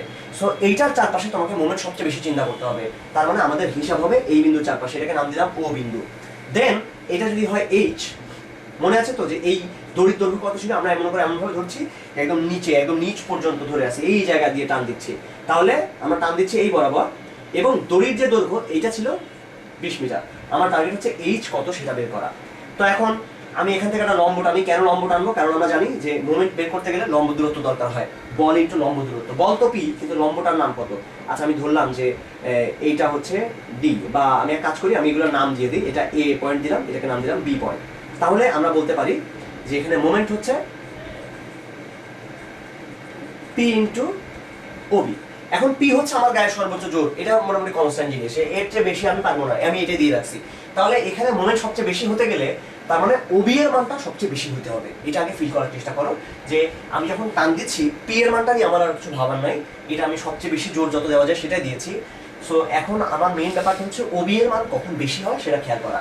তো আগে এটা নর্মালি দেখো যে আমি যদি এরকম করে বাঁধতাম, আমি যদি এই পয়েন্টে বাঁধতাম, দেখো ওবি এর মানটা কম হবে। আমি যদি একটু উপরে যাই তখন বেশ বেশি হয়, আবার আমি যদি বেশি উপরে চলে যাই তখন দেখো আবারও লম্ব দূরত্বটা কমে যায়। অর্থাৎ আমাকে থাকতে হবে আসলে মোটামুটি মাঝামাঝি, এই জিনিসটাকে ফিল করো। এটা আসলে অ্যান্সার, এটা অ্যাকচুয়াল অ্যান্সার, এটাই আমাকে একদম মাঝামাঝি বরাবর থাকতে হবে। তো যাই হোক, আমরা আরো ম্যাথমেটিক্যালি প্রুফ করতে চাই। তো ম্যাথমেটিক্যালি কিভাবে প্রুফ করবো? যে কোনো একটা অ্যাঙ্গেলকে থিটা ধরে নাও, ধরলাম এটা হচ্ছে থিটা, এটা অথবা এটাকে তুমি ধরতে পারতে, কোনো অসুবিধা নাই। যদি এটা থিটা হয় তাহলে ফিল করো যে এই অ্যাঙ্গেলটাও থিটা হবে। এটা ম্যাথমেটিক্সে খুবই কাজে লাগা একটা জিনিস, এই প্রপার্টিটা আমরা খুবই কাজে লাগাই। এটা থিটা হলে এই পাশটা থিটা। কিভাবে? এটা থিটা হওয়ার মানেই হচ্ছে, খেয়াল করো, এটা যেহেতু লম্ব, আমি এখানে লম্ব টেনেছি, তার মানে এই অংশটা হবে 90 মাইনাস থিটা। আর একটা 90 ডিগ্রি কোণের মধ্যে একটা যদি 90 মাইনাস থিটা হয়, অন্যটা থিটা হতে বাধ্য। আচ্ছা, তাহলে এটা থিটা হলে এই অংশটাও থিটা হবে। ওকে, দেন এখন খেয়াল করো ওবি, এটাকে আমার টার্গেট হলো এ, আচ্ছা এটাকে নাম দেওয়া যাক সি। এসি এর মাধ্যমে প্রকাশ করা, কারণ এসি এর মান আমি জানি 20 মিটার। আমার টার্গেট হচ্ছে ওবি কে এসি এর মাধ্যমে প্রকাশ করা, এটা আমার টার্গেট, আগে এটা বোঝো। ওবি কে এসি এর মাধ্যমে, তো এসি এর মাধ্যমে সরাসরি প্রকাশ করা যায় না, আগে ওসি অথবা ও এর ভায়া হয়ে আসতে হবে। ওকে, তাহলে আগে আসো ওবি কে ওসি এর মাধ্যমে আগে প্রকাশ করার চেষ্টা করি। OB by OC equal to কি হয় দেখি। দেখো OB by OC, OB by OC এটা হচ্ছে sine theta, that means OB equal to OC sine theta. Then OC কে আমরা এসি দিয়ে প্রকাশ করতে পারবো। খেয়াল করে দেখো, ওসি বাই এসি এটা ইকুয়াল টু হচ্ছে cos theta. OC by AC এটা হচ্ছে cos theta, that means OC equal to AC cos theta. তাহলে দেখো ওসি হচ্ছে এসি কস থিটা। আচ্ছা, তাহলে এই জায়গায় আমরা এখন খেয়াল করি, তাহলে P into OB equal to P into OB মান হচ্ছে OC cos theta, OC sine theta. এই যে ওবি এর মান হলো OC sine theta. Then OC এর মান আবার কত? ওসি এর মান হচ্ছে এসি কস থিটা, আগে তো সাইন থিটা ছিল। দেন এখান থেকে হাফ পি ইন্টু এসি এর মানটা বসাই দিলাম 20 two sine theta cos theta. Two sine theta cos থিটাকে আমরা একসাথে লিখতে পারি সাইন 2 থিটা, দ্যাট মিন্স পাওয়া গেল 10 পি সাইন 2 থিটা। এখন পি এর মান তো কনস্ট্যান্ট, পি নিয়ে আমরা চিন্তা করছি না। তাহলে এই জিনিসটার মান কখন সবচেয়ে বেশি হবে? যখন সাইন টুয়াইস থিটার মান সবচেয়ে বেশি হয়। সাইন টুয়াইস থিটার মান কখন সবচেয়ে বেশি হয়? সাইন টুয়াইস থিটার সর্বোচ্চ মান হতে পারে 1, কারণ সাইনের সর্বোচ্চ মানই হয় 1। এটা কখন হবে? সাইন টুয়াইস থিটা যখন সাইন 90 ডিগ্রি সমান হবে, দ্যাট মিন্স থিটার মান হতে হবে 45 ডিগ্রি। তার মানে থিটা 45 ডিগ্রি হতে হবে, যেটা আমরা আগে আইডিয়া করেছিলাম। এটা 45 ডিগ্রি হলে দেখা একদম সমান সমান ভাবে দুইটা পাশে থাকবে, তখনই এই দূরত্বটা সবচেয়ে বেশি হবে। এবং থিটা যখন 45 ডিগ্রি, তখন এই আসলে এই ওএ ওসি এই পার্টগুলো আসলে সমান হয়ে যাবে। তার মানে আমরা এখান থেকে এখন বের করে ফেলতে পারবো খুব ইজিলি যে তার মানে আমার ওএটা কত হতে হবে। আমরা জানি ওএ বাই ওসি, এটা সেই সময় হবে sine 45 degree, that means OA হবে ওসি সাইন 45 ডিগ্রি 10√2। এই ধরনের অঙ্কে সবসময় অ্যান্সার হয় যেটা দেওয়া আছে, এই 20 যে মিটার বলা ছিল সেটা বাই √2, এটা সবসময় অ্যান্সার হয়। এটা মনে রাখাটাও সোজা, মানে মনে রাখলে পরবর্তীতে হয়তো এমসিকিউতে অ্যান্সার করার সময় এটা সহজে হেল্প করতে পারে। এবার একটা প্রবলেম করা যায়, যে একটা বৃত্তাকার টেবিল আছে, একটা বৃত্তাকার টেবিল এরকম, সেই টেবিলের চারটা পায়া টেবিলের কিনারায় পরস্পর সমান দূরত্বে আছে। ধরা যাক এই চারটা পায়া, তারা সমান দূরত্বে আছে। এখন দুষ্টু বালক মনে করো, তার খুব ইচ্ছা হয়েছে এই টেবিলটাকে উল্টায় ফেলতে। সে কিভাবে টেবিলটাকে উল্টাবে? তো উল্টাতে হলে আগে খেয়াল করো, আমি যদি এই পায়ের উপর দাঁড়িয়ে থাকি তাহলে কিন্তু টেবিল উল্টাবে না, একদম সব প্রেশারটা এসে পায়া নিয়ে ফেলবে। তার মানে আমি যদি এখানে কাছেও থাকি তাহলে সেটাও এইটা ভরটা নিয়ে নেবে। আমার এমন একটা জায়গায় থাকতে হবে যেন পায়াগুলো থেকে সবচেয়ে দূরে আমি থাকতে পারি। তো কোয়েশ্চেন হচ্ছে যে আমার সবচেয়ে মিনিমাম কি ওজন দিলে এটা উল্টে যাবে, আমি সেই জিনিসটা বের করতে চাই।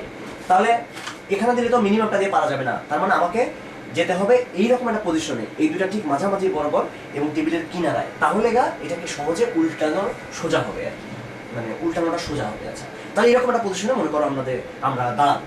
আচ্ছা, তার ওজনটা কোন দিকে কাজ করছে? আমি ধরে নিচ্ছি যে এই দিকে ওই বালুটার ওজন মনে করো পি, মানে পি বলটা আমরা দিলে এই টেবিলটা উল্টাবে। আচ্ছা, আর টেবিলের ওজন দেওয়া আছে ডাব্লিউ, ডাব্লিউ হচ্ছে টেবিলের ওজন। আচ্ছা, ওজন নিঃসন্দেহে আসলে কাজ করবে ওর থেকে, টেবিলের মাঝখানের পয়েন্টের যেটা, সেখান থেকে ওজনটা কাজ করবে।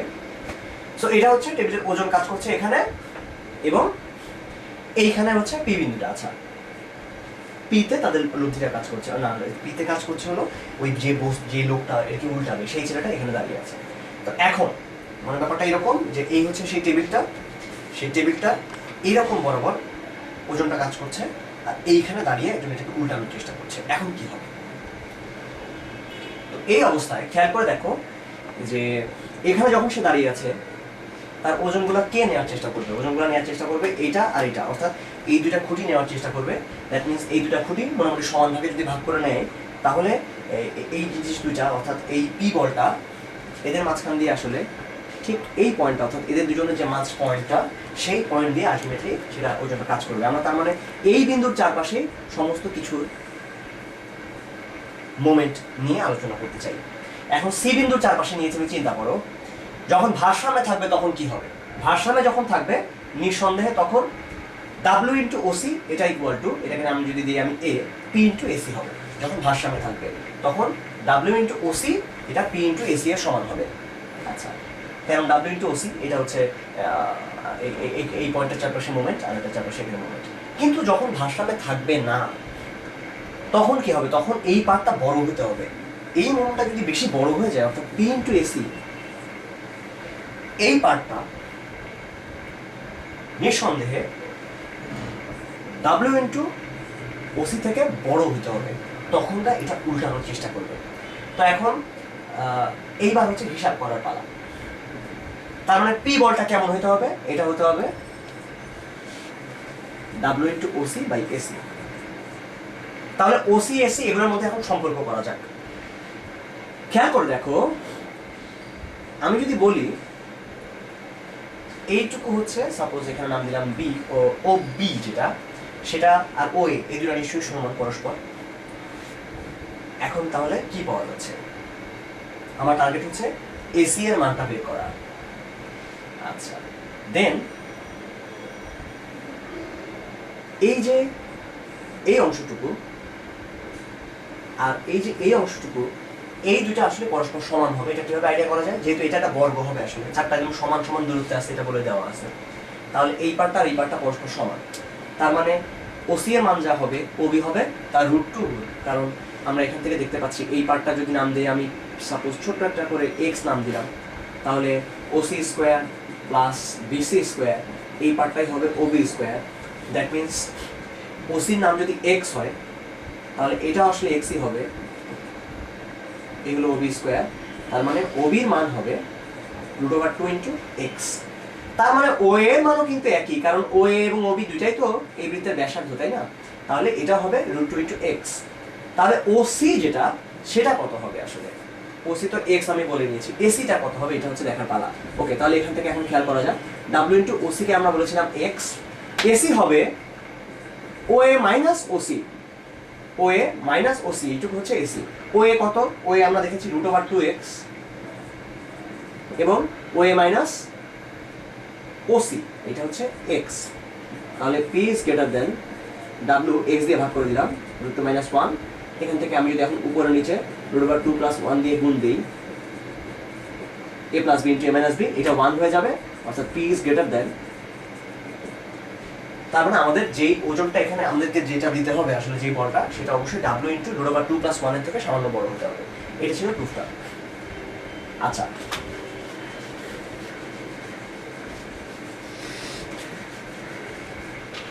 এবার এসো, এবার আমরা দেখি আর একটা প্রবলেম।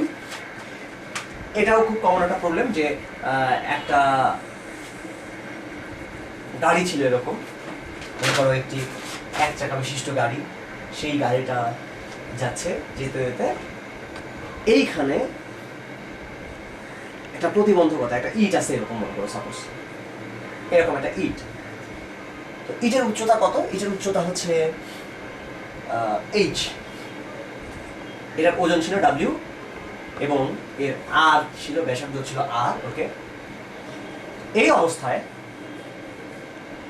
শর্ত হচ্ছে তুমি শুধু এই পাশ থেকে ঠেলতে পারবা, অর্থাৎ এরকম করে এই দিক থেকে ঠেলে উপরে উঠাতে পারবা না, সোজাসুজি যদি সামনের দিকে ঠেলো তোমাদেরকে তুমি দিতে পারবা এইরকম বরাবর একটা বল। তাহলে এই পি বলের মানটা কেমন হলে তুমি এই বাধাটাকে অতিক্রম করে উল্টায় যেতে পারবা? এটা হচ্ছে কোয়েশ্চেন। অর্থাৎ তোমার পি বলের মানটা কত হতে হবে মিনিমাম, যাতে তুমি এই পাথারটা উল্টায় যেতে পারো। এখন খেয়াল করো যে সে যখন উল্টাবে, ঘুরবে, কোন পয়েন্টের চারপাশে ঘুরবে? নিঃসন্দেহে এই পয়েন্টের চারপাশে ঘুরবে। তাহলে এক কাজ করা যাক, এটাকে নাম দিলাম ও এইটাকে নাম দিলাম এ।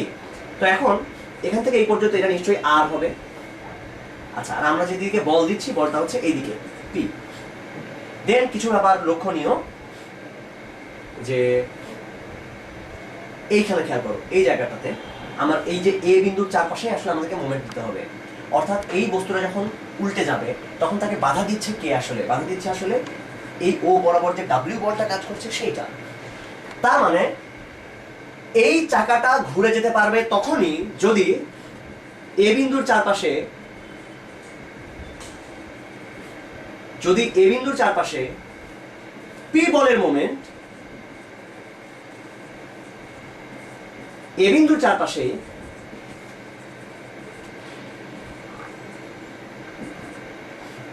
ডাব্লিউ বলের মোমেন্টের চেয়ে বেশি হয়।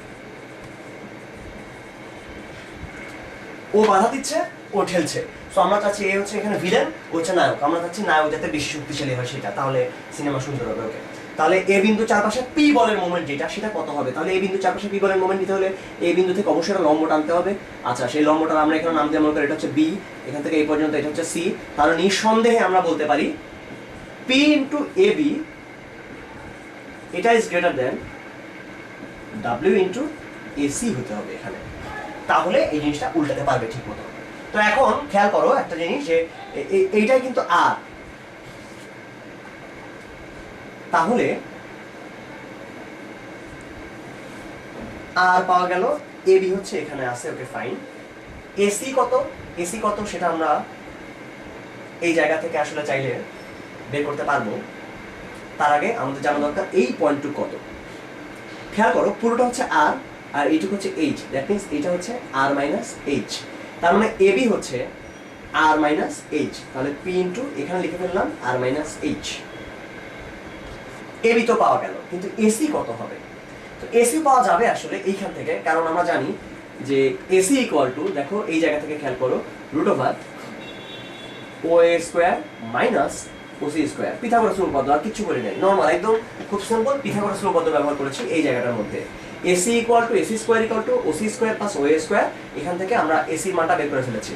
So p into r minus h এটা হবে W into O A square কত হয় r square minus OC square কত, ওসি স্কোয়ার হচ্ছে r minus h whole square. That means এই জায়গা থেকে পাওয়া যাবে p into r minus h এটা is greater than W into, এইখানে হিসাব করলে পাওয়া যাবে 2RH মাইনাস এইচ স্কোয়ার। তার মানে হলো P greater than W into root over এইটা। তাহলে একটা ব্যাপার এখানে খেয়াল করে দেখো, পি অবশ্যই এই ঘটনা যখন ঘটাতে হবে, তার মানে আর এর মান অবশ্যই এইচ থেকে বড়ই হইতে হবে। যদি এরকম হয় যে এইচ আর থেকে বড় হয়ে গেছে, তাহলে কখনোই তুমি উল্টাতে পারবা না। অর্থাৎ এটা খুব সিম্পল কথা আসলে, এই ব্যাসার্ধ থেকে যখন বড় হয়ে যাবে বাধাটা এরকম একটা জায়গায়, এইবার তুমি যতই ঠেলো না কেন, ওটাকে ঠেলে কখনো এটার চারপাশে তুমি উল্টাতে পারবাই না, এটা ইম্পসিবল। অর্থাৎ এই পয়েন্টটাকে অবশ্যই ব্যাসার্ধ থেকে ছোট পজিশনে থাকতে হবে, তাছাড়া তুমি এই পাশে ঠেলে এই গাড়িটাকে উপরে উঠতে পারবা না, এটা ইম্পসিবল। আচ্ছা, এইবার আমরা আরেকটা কনসেপ্ট নিয়ে একটু আলোচনা করব, সেটা হচ্ছে যোগ।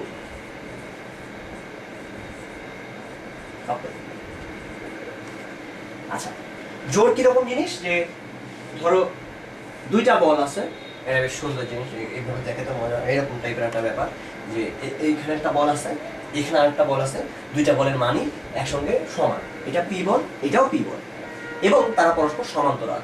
এই রকম যদি অবস্থা হয় তখন কি হবে? আগে এটা বোঝো যে এরকম দুইটা বল যদি কারোর উপর ক্রিয়া করে, তাহলে সেখানে কোনো লব্ধি বল থাকবে না, কারণ দুইটারই মান সমান এবং বিপরীতমুখী, কোনো লব্ধি বল থাকবে না। কোনো লব্ধি বল যদি কোনো জায়গায় না থাকে, তাহলে কি বস্তুটা স্থির থাকবে? উত্তর হচ্ছে না। লব্ধি বল না থাকলে যে একটা বস্তু স্থির থাকবে এটা ঠিক না। লব্ধি বল না থাকলেও সেখানে ভ্রামক থাকতে পারে, এবং ভ্রামক থাকলে সেই জিনিসটা তখন ঘুরবে, সেটা শুধু ঘুরবে কিন্তু আগাবে না। যেমন এরকম একটা জায়গায় মনে করো আছে, তুমি এখানে দুই পাশে বল দিয়েছো, দিলে যেটা হবে সেটা এরকম করে করে ঘুরতে থাকবে, সে ঘুরবে কিন্তু এই জায়গা থেকে আগাবে না, এরকম করে সরবে না। আমরা আগে বলেছিলাম যে স্থিতিবিদ্যার মধ্যে মেনলি দুইটা পার্ট আছে আসলে, যেটা নিয়ে আমরা যখন সমতলীয় বল নিয়ে কাজ করি, তখন একটা কাজ হচ্ছে এটাকে সরানো, যেটা করে লব্ধি বল, এবং আরেকটা কাজ হচ্ছে কি ঘোরানো, যেটা করে মোমেন্ট। সো এখানে আসলে শুধুমাত্র মোমেন্টটুকুই আছে, মোমেন্টটুকু আছে, কোনো লব্ধি বল নেই।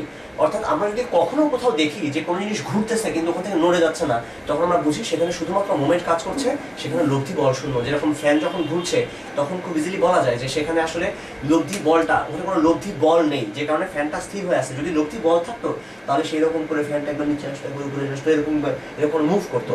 সো লব্ধি বল সেখানে নাই, সেখানে শুধুমাত্র ঘূর্ণন আছে, একটা মোমেন্ট আছে। আচ্ছা, এই অবস্থাটাকেই আমরা কাপলের সাথে তুলনা করতে পারি বা জোরের সাথে। যত জায়গায় আমরা দেখবো যে লব্ধি বল নাই কিন্তু কিছু একটা হওয়ার কথা, তখন বুঝবো সেখানে আসলে ঘূর্ণন আছে এবং সেখানে সেটাকে কাপলের সাথে তুলনা করা যাবে। যেমন আমরা এটার দিকে একবার তাকাই, আমরা জানি যে ত্রিভুজের 3টা বাহু বরাবর মানে এবং দিকে একই ক্রমে যদি 3টা বাহু ক্রিয়ারত, মানে 3টা বল ক্রিয়ারত থাকে, তাহলে তাদের লব্ধি হয় শূন্য। নিঃসন্দেহে এটা লব্ধি হবে শূন্য। বা তুমি নিজে চিন্তা করো যে একটা ত্রিভুজ, এরকম একটা ত্রিভুজ, একদম তুমি ত্রিভুজ কেটে নিয়েছো, তারপরে এই একই সময় এদিকে এদিকে আর এদিকে তুমি যখন বল দিয়েছো, সে চুপচাপ বসে থাকবে? মোটেও না, সে বসে থাকবে না, ইনফ্যাক্ট সে স্থির থাকবে না। তার লব্ধি শূন্য হওয়ার মানে সে স্থির থাকে না, সে তখন ঘুরবে, অর্থাৎ সেখানে একটা মোমেন্ট থাকবে। এবং এই জিনিসটাকেও আমরা এক্স্যাক্টলি একটা কাপলের সাথে, অর্থাৎ একটা জোরের সাথে তুলনা করতে পারবোই। সো মাথার মধ্যে রাখো, যেখানে আমরা দেখবো বলের লব্ধি শূন্য, আমরা সেখানে খেয়াল করবো যে সেখানে কাপল আছে কিনা, অর্থাৎ কোনো মোমেন্ট আছে কিনা। যদি মোমেন্ট থাকে সেটাকে কাপলের সাথে তুলনা করা যাবেই, কারণ এখানে আলটিমেটলি এই পুরো জিনিসটাকে আমি খালি বলতে পারবো হয়তো যে 20 নিউটন মিটার, এই জাতীয় কিছু একটা জিনিস আমি বলতে পারবো। আচ্ছা, এবার এখানে খেয়াল করো, এই যে জিনিসটা ও কি কাজ করে, ওর কাজ হলো ঘুরানো, আর কোনো কাজ নেই। এটা যদি হয় 10 নিউটন এবং এদের মাঝখানকার দূরত্ব যদি হয় 5, তখন এই কতটুকু ঘুরাবে এটা চিন্তা করতে হলে তুমি এখানকার পৃথিবীর যে কোনো পয়েন্টের চারপাশে তুমি এদের মোমেন্ট নিয়ে দেখো, তাহলে তুমি বুঝবা যে মোট সে কতটুকু মোমেন্ট দেয়। ধরো আমি আন্দাজে একটা বিন্দু নিলাম, এই বিন্দুটা। আচ্ছা, এই বিন্দুটার চারপাশে মোমেন্ট কত হবে? ওকে, তাহলে এই বিন্দুর নাম দিলাম এ। আচ্ছা, এদেরকে আরো নাম দেওয়া যাক। আচ্ছা, এটাকে নাম দিলাম ও, সাপোজ এটাকে নাম দিলাম এ, এটাকে নাম দিলাম বি। তাহলে ও বিন্দু চারপাশে এদের মোট মোমেন্ট কত এটা দেখতে চাই আমি। ওকে, ও বিন্দু চারপাশে 10-এর মোমেন্ট হচ্ছে 10 ইন্টু ও এ, কারণ আমরা জানি বল ইন্টু লম্ব দূরত্ব। আচ্ছা, খেয়াল করে দেখো, এটা কিন্তু মাইনাস, কারণ ঘড়ি কাঁটা দিকে ঘুরছে। প্লাস এর জন্য আসবে 10 ইন্টু এ বি। তাহলে যেটা দাঁড়ালো সেটা খেয়াল করো, 10 কমন নিলে পাওয়া গেল A B minus O A. That means এখান থেকে পাওয়া যাবে, আচ্ছা এটা ও বি হবে, ও থেকে বি পর্যন্ত, O B minus O A, that means 10 into A B. খেয়াল করে দেখো 10 into A B, A B হচ্ছে এদের মধ্যবর্তী লম্ব দূরত্বের মানটা। তার মানে এই যে এই ফর্মটার দিকে তুমি তাকাও, এটা যদি পি হতো, এখানে যদি পি থাকতো, তখন এখানে আমরা পি লিখতাম, এখানে পি লিখতাম, এখানে পি লিখতাম, এখানেও পি থাকতো, এবং শেষ পর্যন্ত যেটা দাঁড়াতো সেটা হচ্ছে পি ইন্টু এ বি। তার মানে এটা ওর উপর ডিপেন্ড করে না, ও যেখানেই হোক না কেন এইখানে total মোমেন্টটা P into A B হবে সবসময়। সো তার মানে এই জিনিসটার মোমেন্ট যেটা, সেটা আসলে সবসময় ফিক্সড, যে কোনো বিন্দুর চারপাশে এদের মোমেন্টটা সবসময় সেম হবে। অর্থাৎ ওর কাজ হচ্ছে খালি ঘোরানো, ও নড়ায় চলে না, ও কোনো নড়াচড়া করতে পারে না, ও খালি ঘোরায়। আচ্ছা, ও আর যেটা করতে পারে সেটা হচ্ছে লব্ধির স্থানকে সরাই দিতে পারে। অর্থাৎ ধরো এরকম একটা ছিল যে এরকম করে অনেকগুলা সিস্টেম ছিল, এদের একটা লব্ধি কাজ করছিল, সাপোজ এরকম করে একটা পজিশনে, তুমি যদি এখানে একটা আনকোরা একটা ঘূর্ণন এক্সট্রা দিয়ে দাও, অর্থাৎ এখানে তুমি একটা কাপল এখানে এক্সট্রা সংযোগ করে একটা জোর দিয়ে দিলা, তাহলে যেটা হবে এই পুরো জিনিসটার যে লব্ধি ছিল তার মোট মান কোনো চেঞ্জ হবে না, লব্ধির মান সেম থাকবে, শুধুমাত্র লব্ধিটাকে সে সরাই দেবে, আর কিছু না। ও লব্ধিকে সরাতে পারে, বাট পুরো বস্তুটাকে সরাই দিতে পারে না, ও এরকম কোনো কাজই করতে পারে না আসলে, অর্থাৎ ওখানে ওর কোনো লব্ধি বল নাই। আচ্ছা, এবার দেখো আমাদেরকে মাঝে মাঝে এই টাইপের প্রমাণ করতে বলে যে দেখাও যে এরকম একটা চতুর্ভুজ দিয়ে দিল, একটা বর্গক্ষেত্রের 4টা বাহু আছে, এ বি সি ডি, এই বরাবর 2 নিউটন বল কাজ করছে, এই বিডি বরাবর 5√2 মানের 2টা বল কাজ করছে,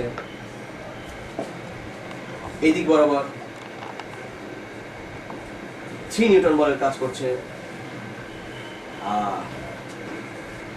এই দিক বরাবর 2 নিউটন, আর এই দিক বরাবর 7 নিউটন বল কাজ করছে। দেখাও যে এরা সবাই মিলে একটা কাপল তৈরি করে। আচ্ছা, তখন আমরা কিভাবে দেখাতে পারি?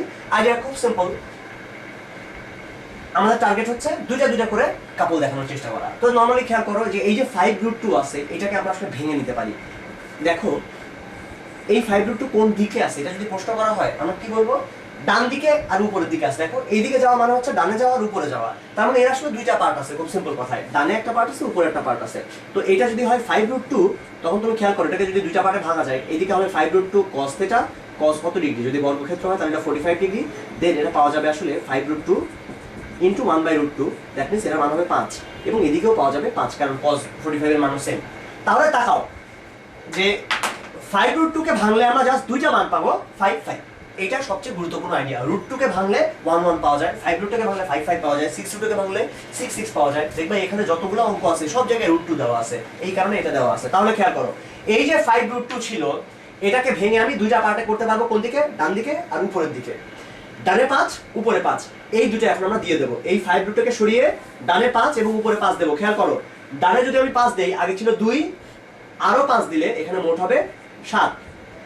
এবার এদিকে দেবো 5, উপরে দেবো 5। দেখো আগে নিচে ছিল 2, উপরে তুমি দিলা 5, তাহলে মোট আসলে উপরে হলো 3, নিচে ছিল 2, উপরে দিয়েছো 5, দ্যাট মিন্স উপরে হবে 3। এখন তাকায় দেখো যে 7 আর 7 এরা দুজন মিলে সুন্দর একটা কাপড় তৈরি করেছে, 3 আর 3 এরা দুজন মিলে সুন্দর একটা কাপড় তৈরি করেছে। আগে 7 এর জন্য হিসাবটা করো, ঘড়ি কাটার বিপরীত দিকে আছে, সো এটা হবে +7 ইনটু এদের যে বর্গের, এই এ মনে করো বর্গক্ষেত্রের বাহুটার দৈর্ঘ্য। তারপরে দেখো এরা আবার ঘড়ি কাটার বিপরীতে আছে, -3 ইনটু a, সেটা হবে 4 ইনটু a, যেখানে a হচ্ছে এই বর্গটার দৈর্ঘ্য। এটাই হচ্ছে এখানকার টোটাল মোমেন্টটা।